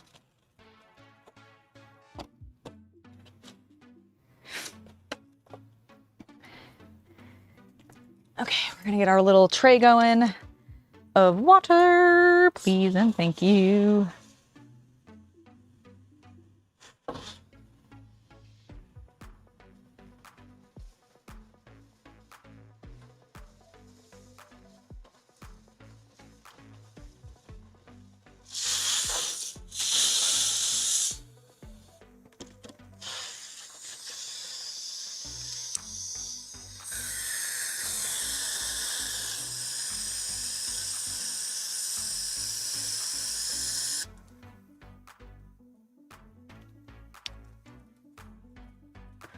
Okay, going into the shade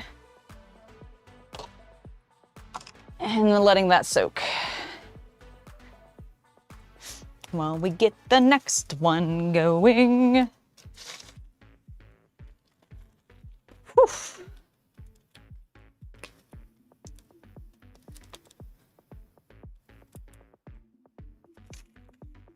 I think my cat bit this one like an asshole. Because like there aren't any bugs eating these things inside. And this one definitely has a mark in its leaf. And I definitely caught her like nibbling at something in my plants the other day. And I was like, did you bite? What did you bite? I think it was this piece of basil.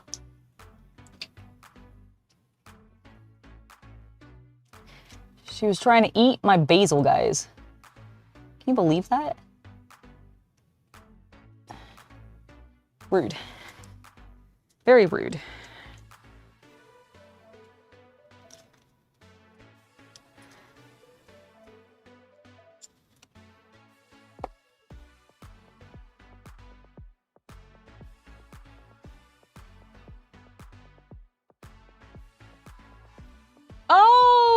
Oh, you're right. They are not peas. You're right. They are just a flower. I was thinking of snap peas. My apologies.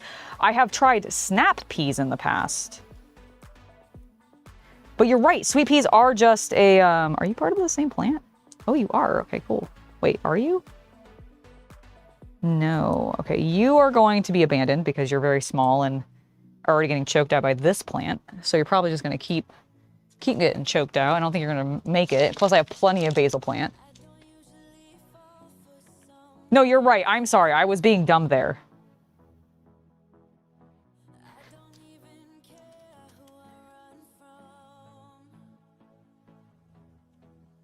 You are absolutely right. Is that an annual or a perennial, though? Are sweet peas annuals or perennials? I can't remember.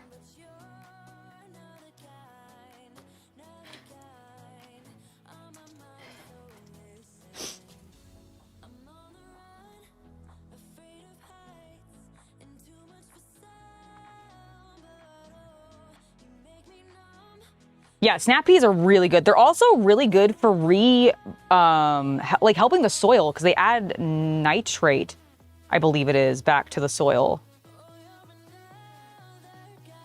So they're really actually good as a rotation crop.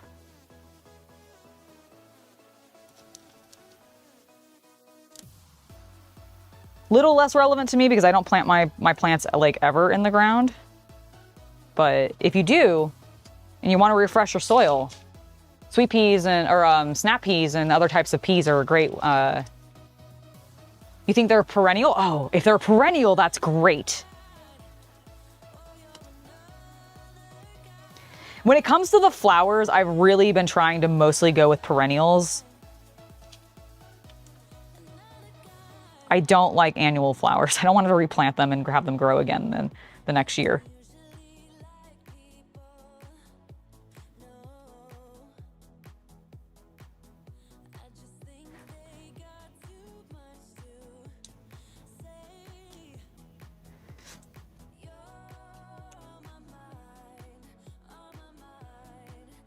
Excellent. All right, let me see.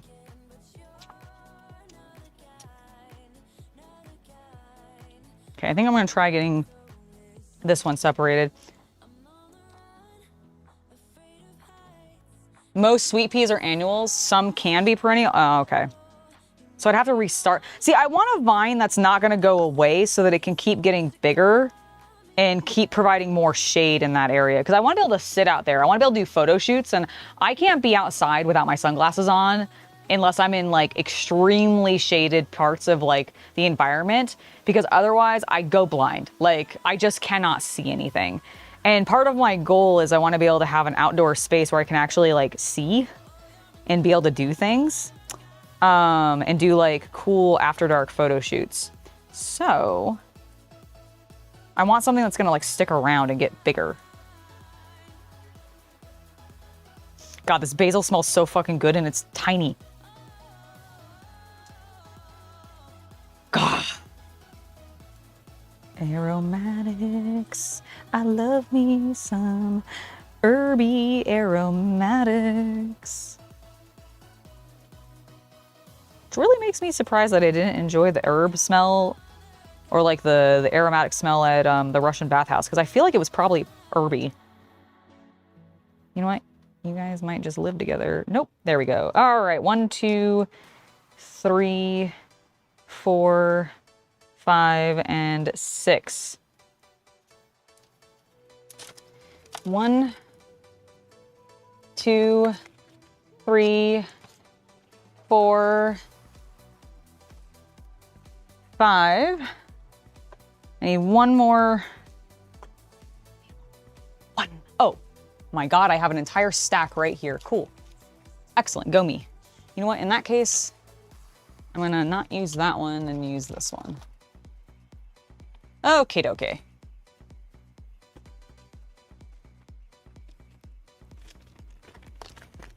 Ooh, grapes could be a good choice, and grapes do go well here. They're like, we sell grapes. Like I see grapes available at like my, you know, Home Depots and like Lowe's and stuff all the time. So that is, we are near some wine country. Grapes would do well in this environment, I think. There is actually a vineyard, not like super nearby, but like an hour away. Very cool. Never been to it because I don't drink wine much, so it's kind of irrelevant to me, but. Okay. You know what, let's just get all 6 of these filled with dirt. But yeah, you're right. Grapes would be a good idea. You know, I actually, speaking of grapes, I saw somebody's, like in a much fancier neighborhood. I saw somebody's yard that had grapes growing over the wall, like segmenting their house from the road. And it was so cool. I was like, are those grapes? And Cece was like, I think they are. It's like, that's neat.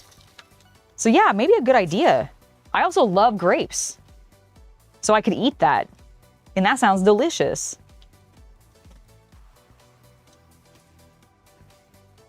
All right, maybe I'll get some grapes. Man, now I really want to work on this project. Now I really want to work on this project, guys. Later. It's gonna have to be a later thing. It's probably a next year thing, realistically. It's expensive to do garden stuff to that level. I've been looking into it.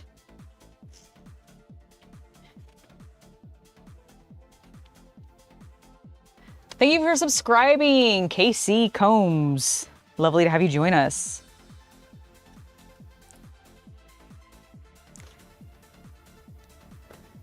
Maybe boiling out of my mind, but goddamn, does my nose get filled with lovely herbal smells?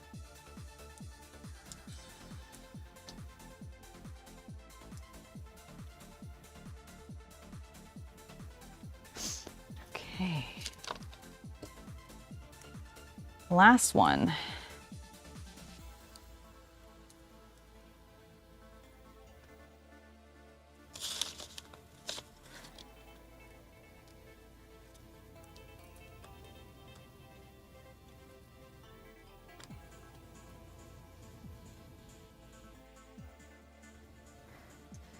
Okay, I need a new tray for the water.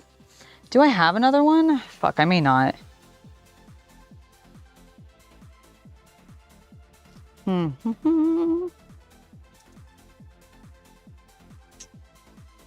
think we're just gonna have to steal this one.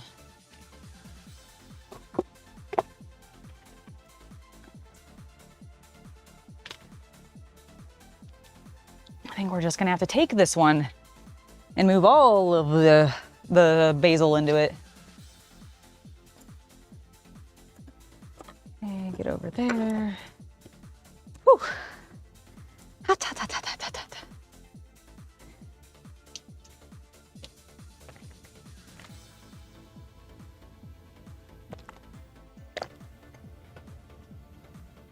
Ah.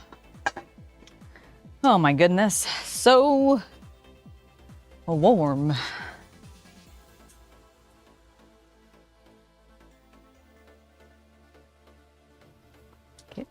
Get out.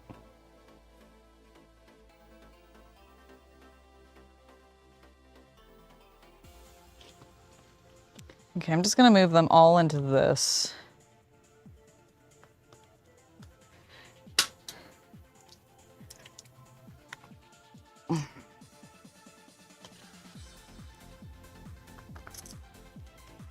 Okay, cool. We can actually get 5 across.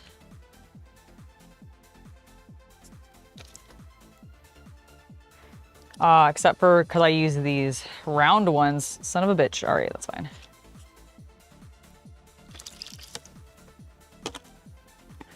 I think I can get 4 of the round ones across. Okay, so I actually can do a fair amount more.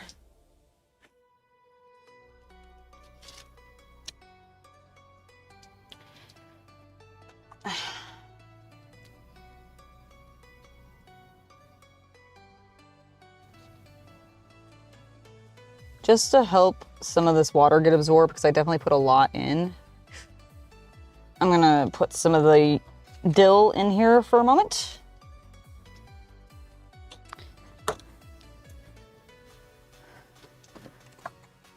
Let's get at least 5 more.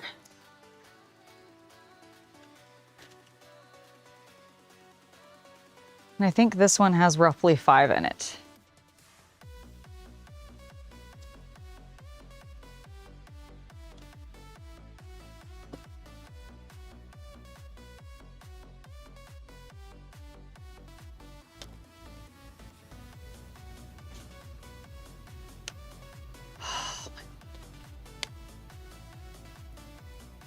The autopilot figure is painted now. Now you gotta build a thing. You got this, Odin. You got this. I believe in you. Your great-grandfather had a huge Concord grape terrace in his yard and used them for wine, but it used to be magical walking. Oh my God, I can imagine it would be. That sounds so fucking charming. Oh my God, I love plants for that reason. They make me so happy. Like green things, like green living things really makes me happy. Please break up.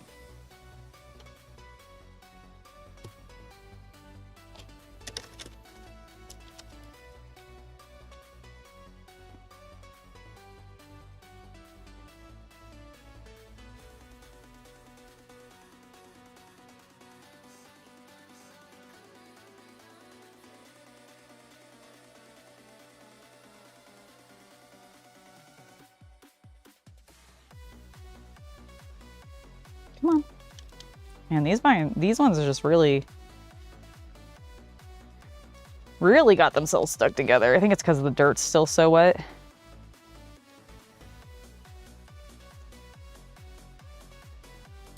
It's just clinging.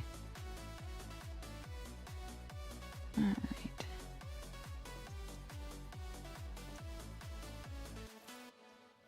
All right, there's one.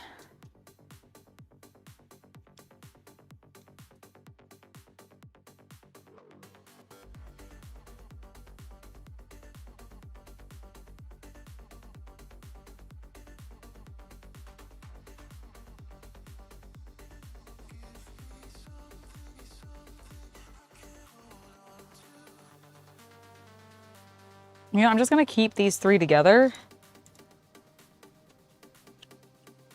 Actually, no. These ones I'll separate out.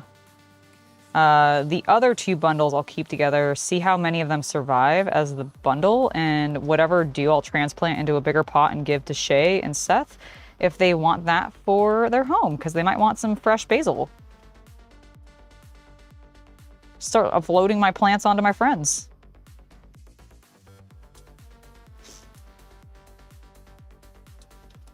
All right, we did it. We got them all into individual pieces. I think I need 1, 2, 3, 4, 5, 6, 7, 8.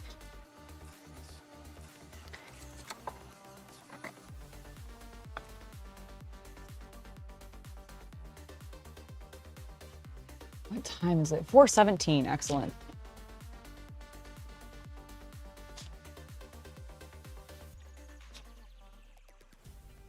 Hello, Ricardo. What's up? We're hanging out outside, planting, well, replanting some crops from a previous stream.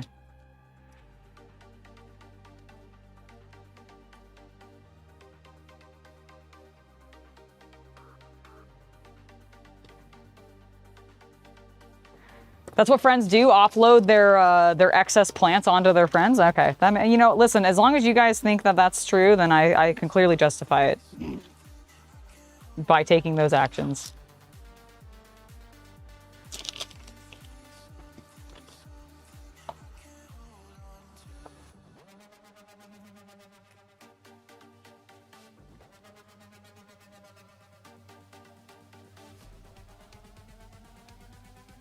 Oh, are you talking about like having unpainted figures in like your scale models, or like if you've got pilots and like a Warhammer figure, you want it painted? I agree. I agree. But then again, I'm a hardcore hobbyist, so I'm like, give me all the paint. Nothing but the paint. Please and thank you.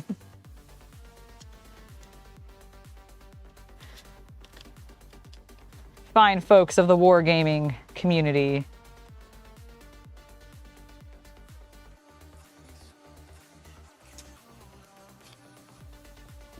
Next up.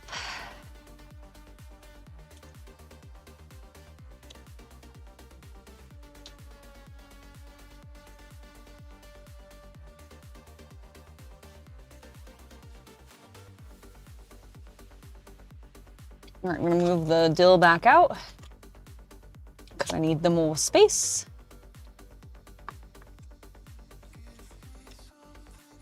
Now I'm just gonna bring this back up here. It makes more sense.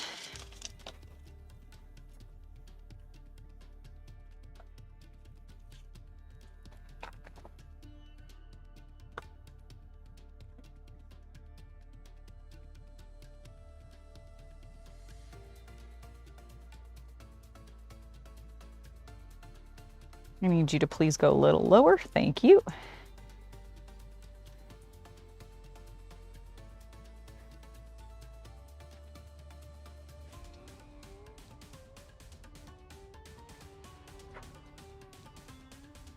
Warm, warm, warm, warm, warm. Warm, warm, warm, warm, warm. I feel warm. I'm gonna have some more water here in a second. I think what my plan should be.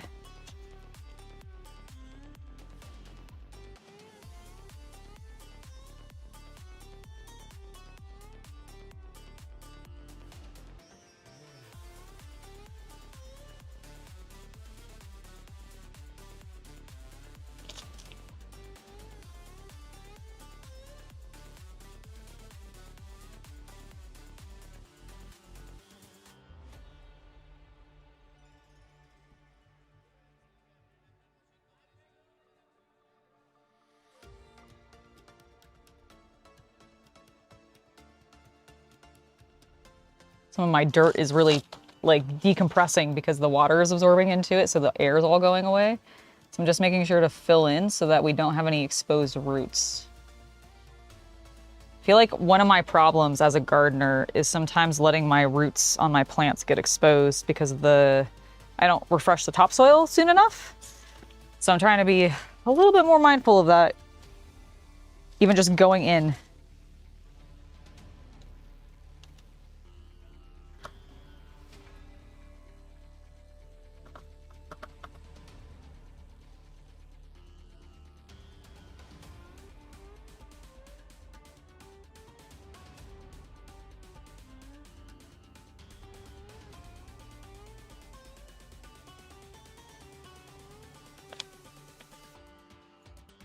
Yeah, there's absolutely painting competitions for Gundams.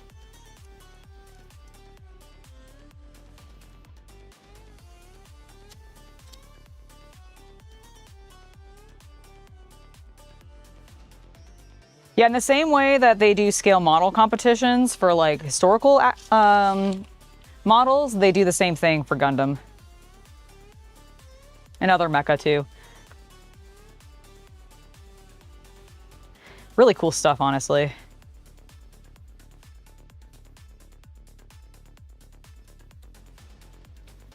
Really cool stuff.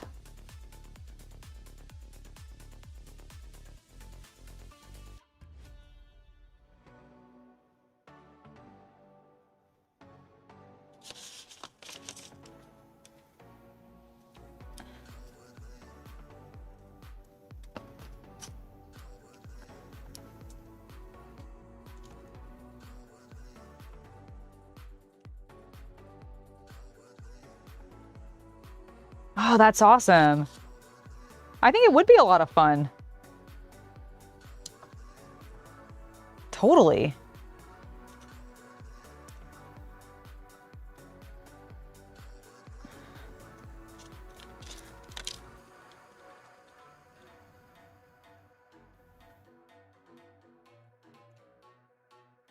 Okay.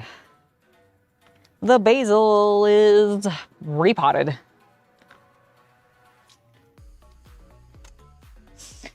And honestly, oh, that's not good.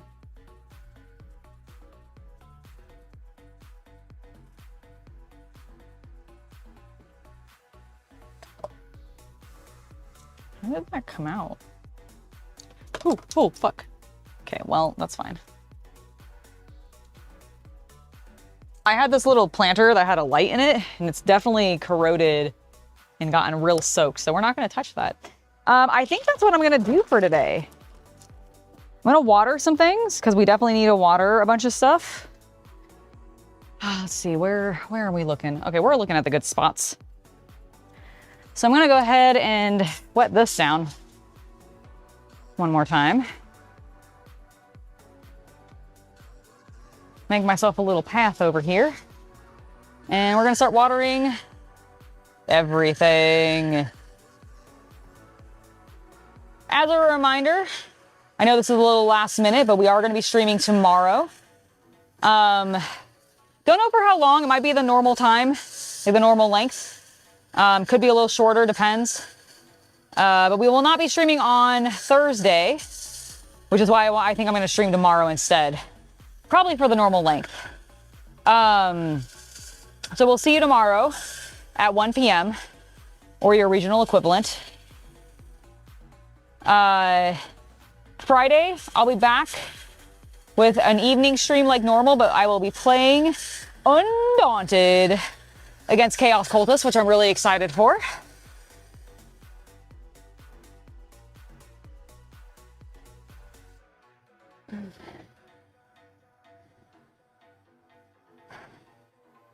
And then Saturday, I'll have a spicy stream starting at 3 p.m. over on Hobby After Dark.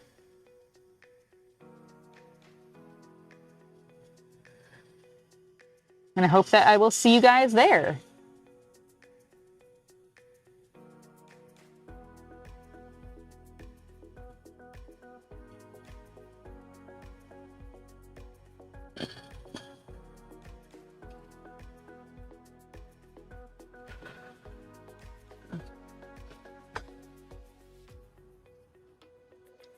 Whew. Man, it is hot out here, guys. Sorry for me being a little less chatty. Hopefully, I didn't ever lose you, did I? No, I did not. Okay, cool. Cause man, it is warm today.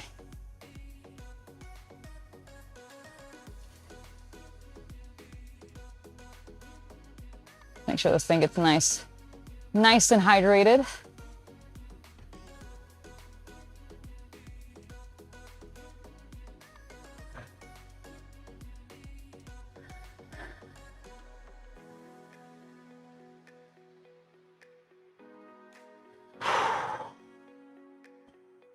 So hot. I'm actually really ready for the spray down. It's gonna be cold, but it's gonna feel good as hell. Cause I am so sweaty.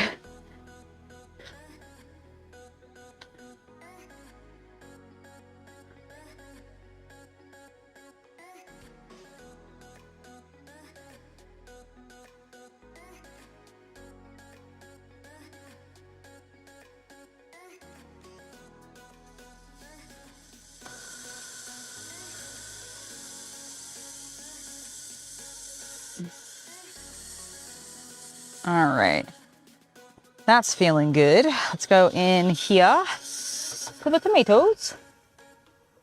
I do have a tomato on this. I think the tomatoes are all recovering, guys. I'm actually really excited because I think all the tomatoes are recovering.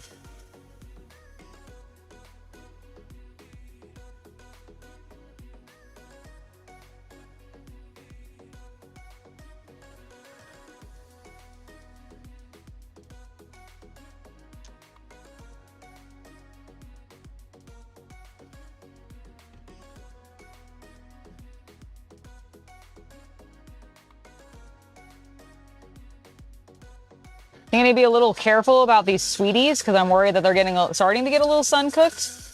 But I might be able to adjust where they are and get them in a bit more shade.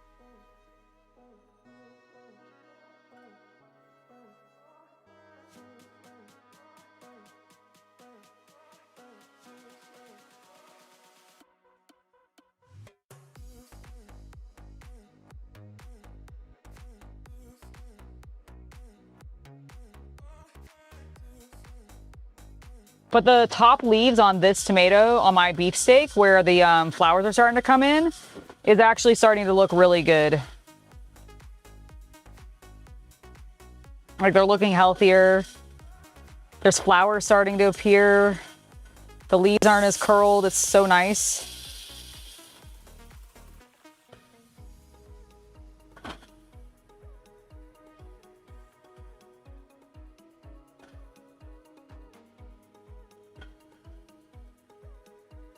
And thankfully the strawberry plants are all still doing well. They're all still like having new leaves come in, which I was really worried. I was like, when are they gonna stop? I don't know how, like, have I gotten my harvest from them already? But not quite fully, I don't think.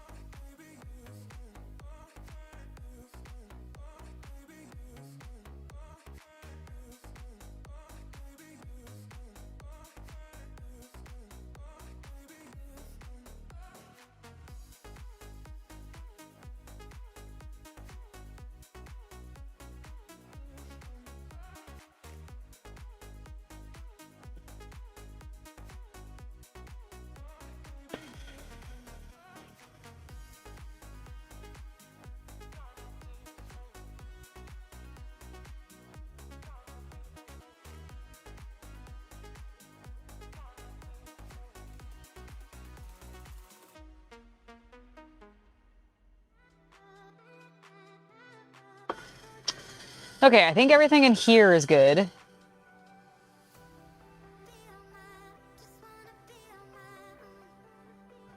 I'm so glad these roses have recovered. Roses are like one of my favorite flowering plants. And I just think they're so cool. And I was like, oh, I don't want them to die. All right, let's get the succulents.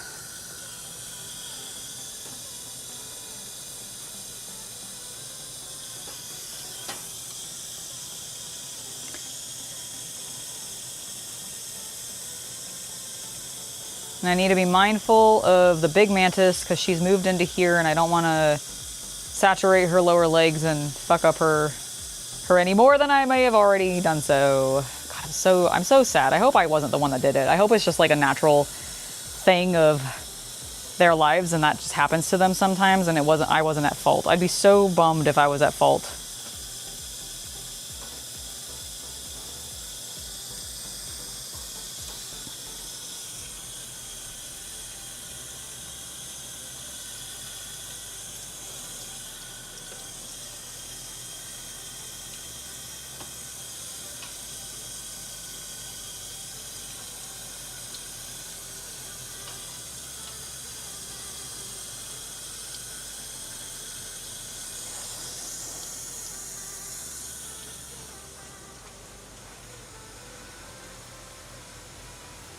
Thank you, Ricardo. I appreciate it.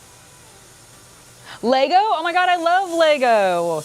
I'm actually really excited because the folks, if you guys saw my reel that I did about Spark Brick, which is some of the people that I met at Open Sauce who had a really cool product that basically works with Lego, but they started adding circuits to bricks and stuff like that. And it's really, it kind of solves the problem that when we lost Mindwave, or what was it called? Mind something? What was that thing that Lego used to do that was very circuits and like electronics based with their product? I didn't want to say it was a Mindwave, but I don't know if that's actually correct. Regardless, the point is, when we stopped having that, it sucked. And this is kind of a great replacement for it, if I'm honest. And they've been really happy with how the video went, which I'm very happy with too. Like, it's done super well.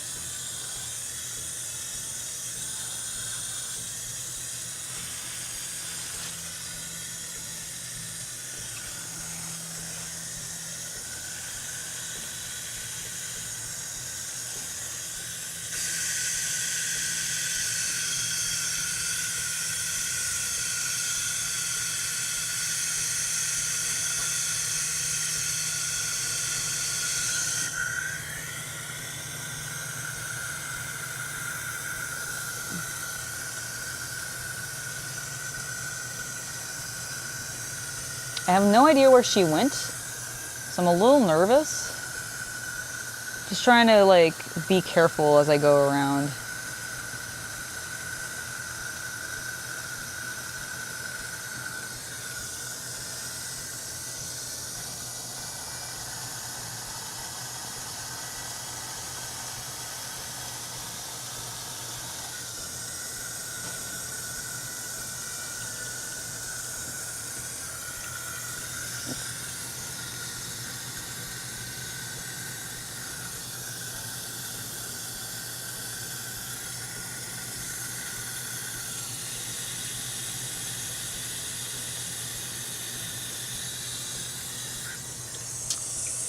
Okay, we gotta be careful of the pitcher plant.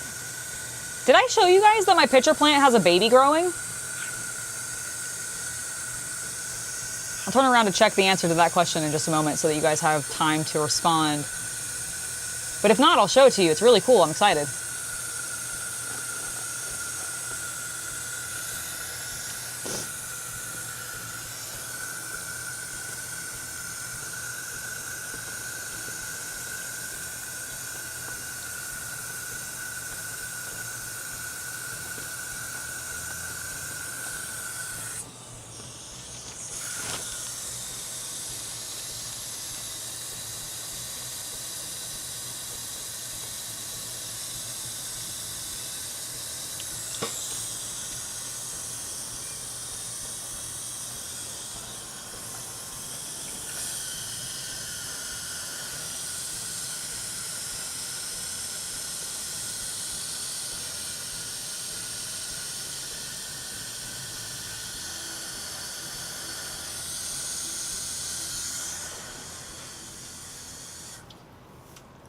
Hello. You also dented a cement wall with a double stack. Oh my God. How much is it growing? Okay, let me show you. If I haven't shown it, let me show you. Okay. So here is the mama plant, right? We got it. We got some fresh leaves coming in, but if you look on this side, look at that. That is a baby plant. And I'm extremely excited because I don't know what to do. I need to transfer it. Like I need to transplant it, but it's complicated to transplant pitcher plants. They need a specific type of soil, like actually a specific type of soil, and a particular type of like moss to go in with them to help them stay healthy. And I don't know how to do that, so I need to go to my plant lady and be like, help me with this plant. All right, I know I'm off camera. Here, I'll see if what time is it? Okay. Hey, I'm gonna water the far greenhouse, and then I think I'm ready to call it. Can you adjust the camera? Thanks.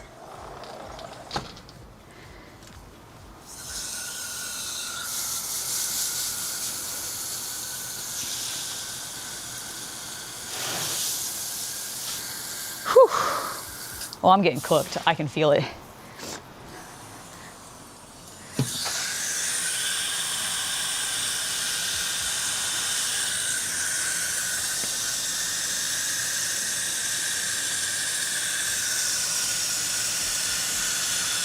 Oh no, my mother's work. Okay. It's fine. It's fine. We're recovering it. We're giving it water right now.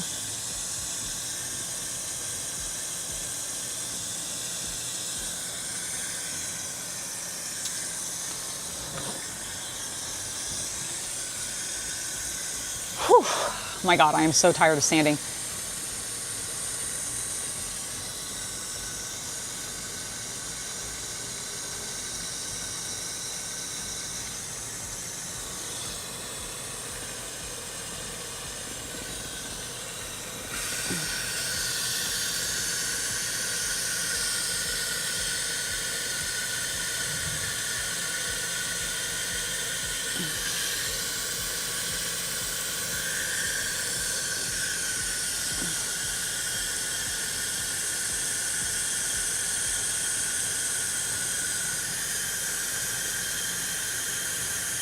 Honestly, like, doing this is very relaxing.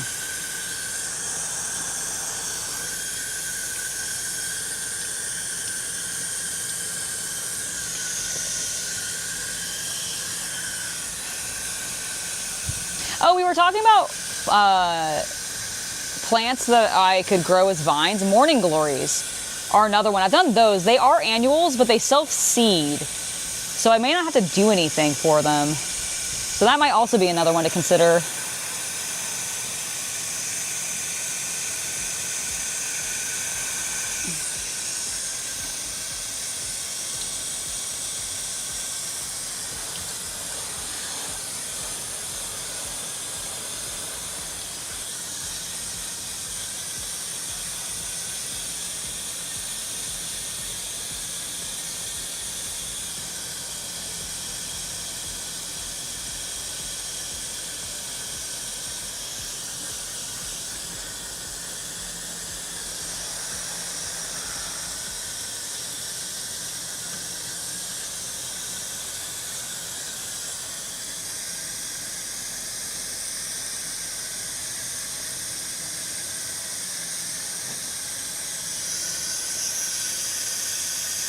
Okay, one other thing I'm gonna plant real quick because I just want to see if it'll help this thing fucking survive.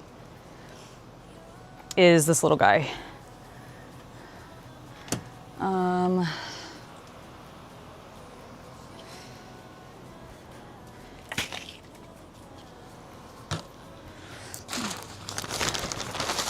And I want to see if this more enriched soil will help it.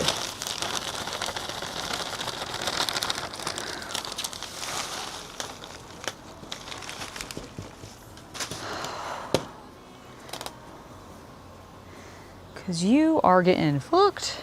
And I think it's because you're too far out.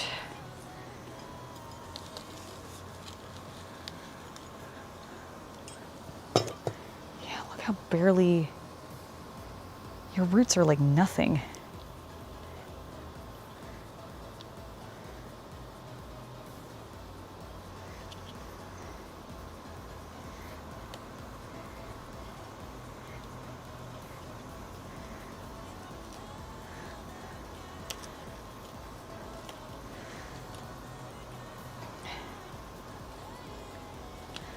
Okay, where is my water?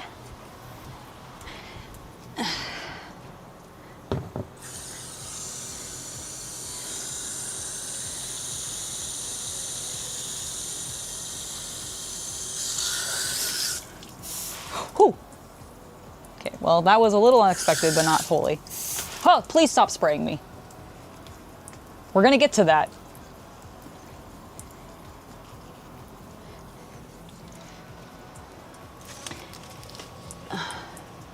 Okay. And then y'all, I'm gonna bury deeper in this thing.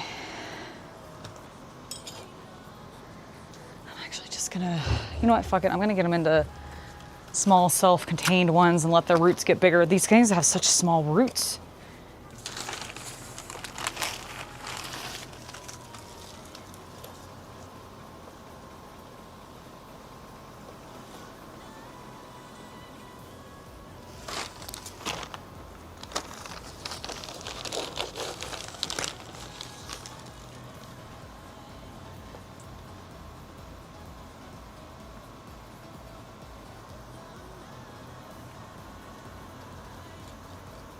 Oh yeah, the wax rose, I still have that.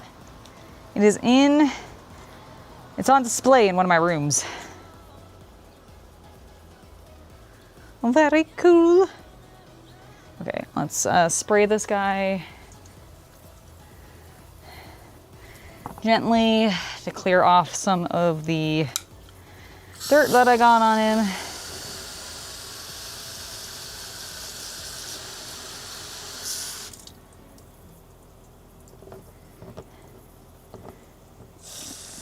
Nope, not spray too much.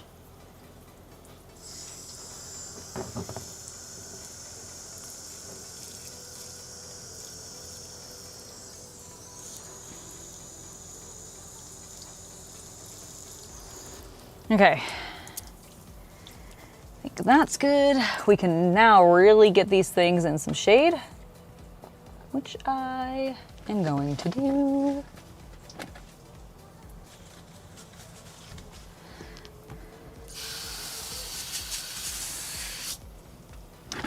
See, okay, like this is an example where I'm like, I think I've let the roots get exposed on this.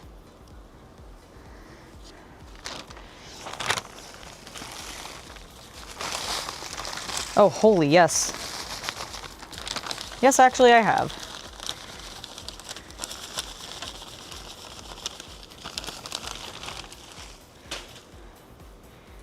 And that's probably why it's not growing super well anymore.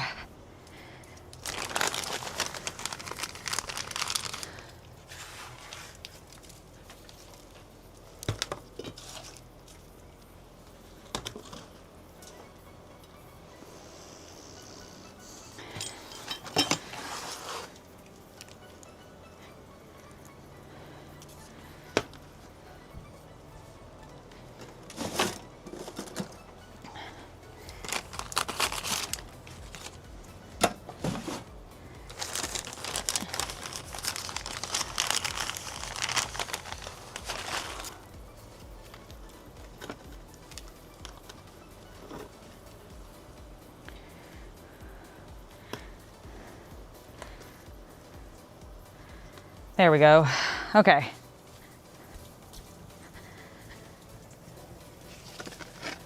There, hopefully that will help it. All right, last two.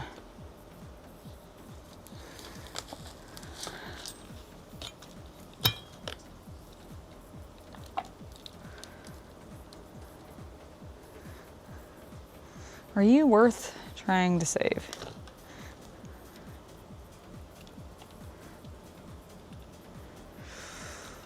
You know, yes you are. Yes you are, okay.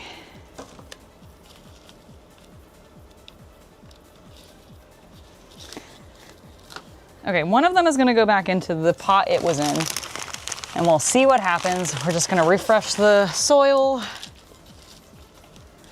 so that it goes into some deeper, better stuff.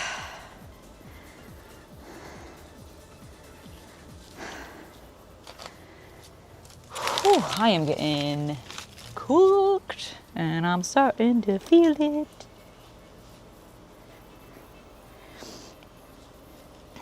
Okay. There's our next Lunaria.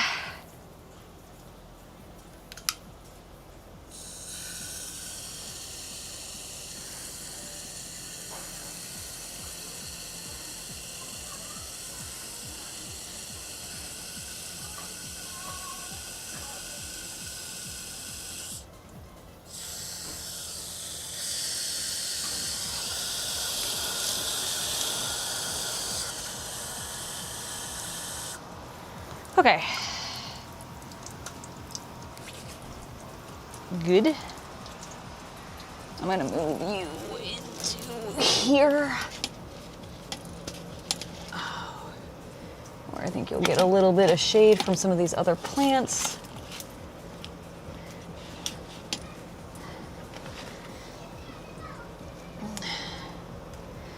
Excellent. And then, last but not least, another really small one. For this little guy right here.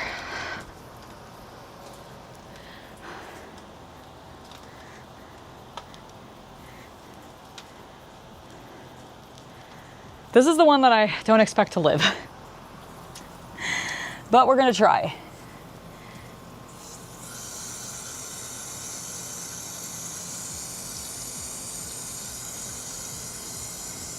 Nice little soak.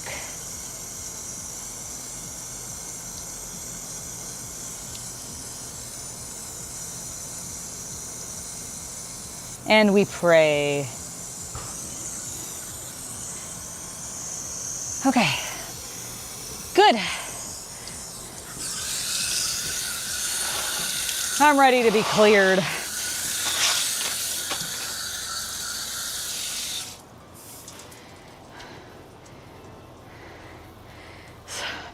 I'm ready to be sprayed. Don't turn it on yet. I'm gonna take the microphone off. Turn it to my arm right here. There you go. All right. You're standing in front of plants. Oh, you're right. Here, go over there. Yeah, let me move this. Sorry, I gave him a little squirt and I saw. No, that's okay. They'll be fine. But I don't want to flood them. Yeah, no, we don't want to soak them. We don't want to overload them though.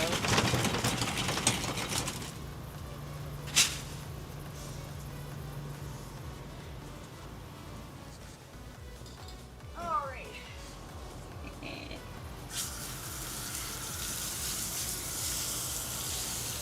Thank you.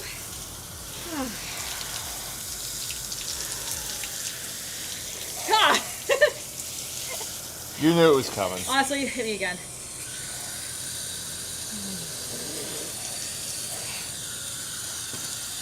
Thank you. Turn around.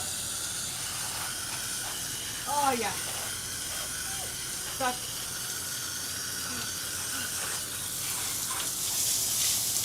Oh, honestly, it's not even too cold today. It's actually wonderful.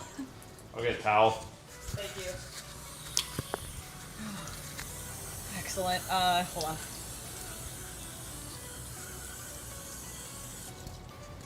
All right. Hold on so I don't get too much dirt. You can keep talking to him. I'll get you a Yes, towel. thank Take you. a step back. Yes, absolutely. All right, guys. Oh my God, I feel so much better now that I have been soaked. I don't like to do this until the end because then I'm worried that all my sunscreen is gonna get washed away like immediately, you know? But now that we are near the end, this is incredibly refreshing. So I'm feeling really, really nice. Everything is wet. I will need to change all my clothes, but that's okay. I'm probably just gonna pop in the shower real fast. I really appreciate you guys hanging out with me today. I will see you guys tomorrow at 1 p.m. Pacific or your regional equivalent. I will also see you guys on Friday at 5 p.m. Pacific or your regional equivalent. We are going to be playing our first round of Undaunted. It'll be me versus the Chaos Cultist. We haven't decided who is Access and who is Allies. I'm playing the Germans. Oh, are you playing the Germans? Okay. So Cece's going to be the Access, I'm going to be the Allies, and our Undaunted Normandy playthrough, which is going to start this Friday at 5 p.m. And then on Saturday, if you guys are interested, I'm going to be over on my spicy page, Hobby After Dark. It doesn't matter which one. It can be Fansly or it can be the other one, but you'll be seeing me because I'll be live and we'll be having a grand time. I love my spicy streams. I haven't done one in like 2 weeks, so I've been jonesing for it. So I'm really hoping you guys will be excited for that and hope to see you guys there. But yeah, that's gonna be it for me. We accomplished an ass ton today. We got to look at some Total War Warhammer 40k ranged combat, which was really cool. Loved seeing that. And we got to take care of some of my plants out here, some of which I'm now going to move back inside because that's where they belong. But the other ones are happy to remain out here. Holy shit, I just realized I threw that down. Please tell me I didn't ruin a plant. I did not. Excellent. All right. So yeah, I'm going. Do me a favor. Yeah. People who are watching at home probably have noticed that we have a stream delay. There's some kind of audio delay between your lips and your mouth. Yes. Can you do me a favor? I'm going to hold the mic. Yeah. Can you, like, clap your hands a couple of times for me to check this later? Absolutely. All right. This is for CC to check. Here are my hand claps. 2 and 1 more. Thank you. You're so Here, I welcome. want to watch it on stream, though.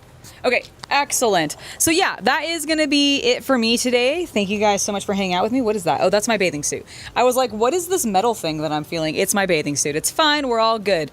Yeah, I'm going to go inside now and cool off. I mean, I'm cooled off. I'm going to not bake in the sun because I definitely can feel it on my shoulders a little bit. Although I don't think I got too much of a sunburn. It's so funny to me how pale my like stomach is in comparison. Please, sun, hit me right here. In comparison to like my legs and my arms. It's absolutely ridiculous. But anyways, see you guys tomorrow at 1 p.m. or perhaps later this week at any of the other times where I'll be streaming. Next week, we should have a normal stream schedule. Like, I don't think there's going to be anything funky. Fingers crossed. But anyways, I'll see you guys next time, and have a lovely hobby night, everyone. Bye.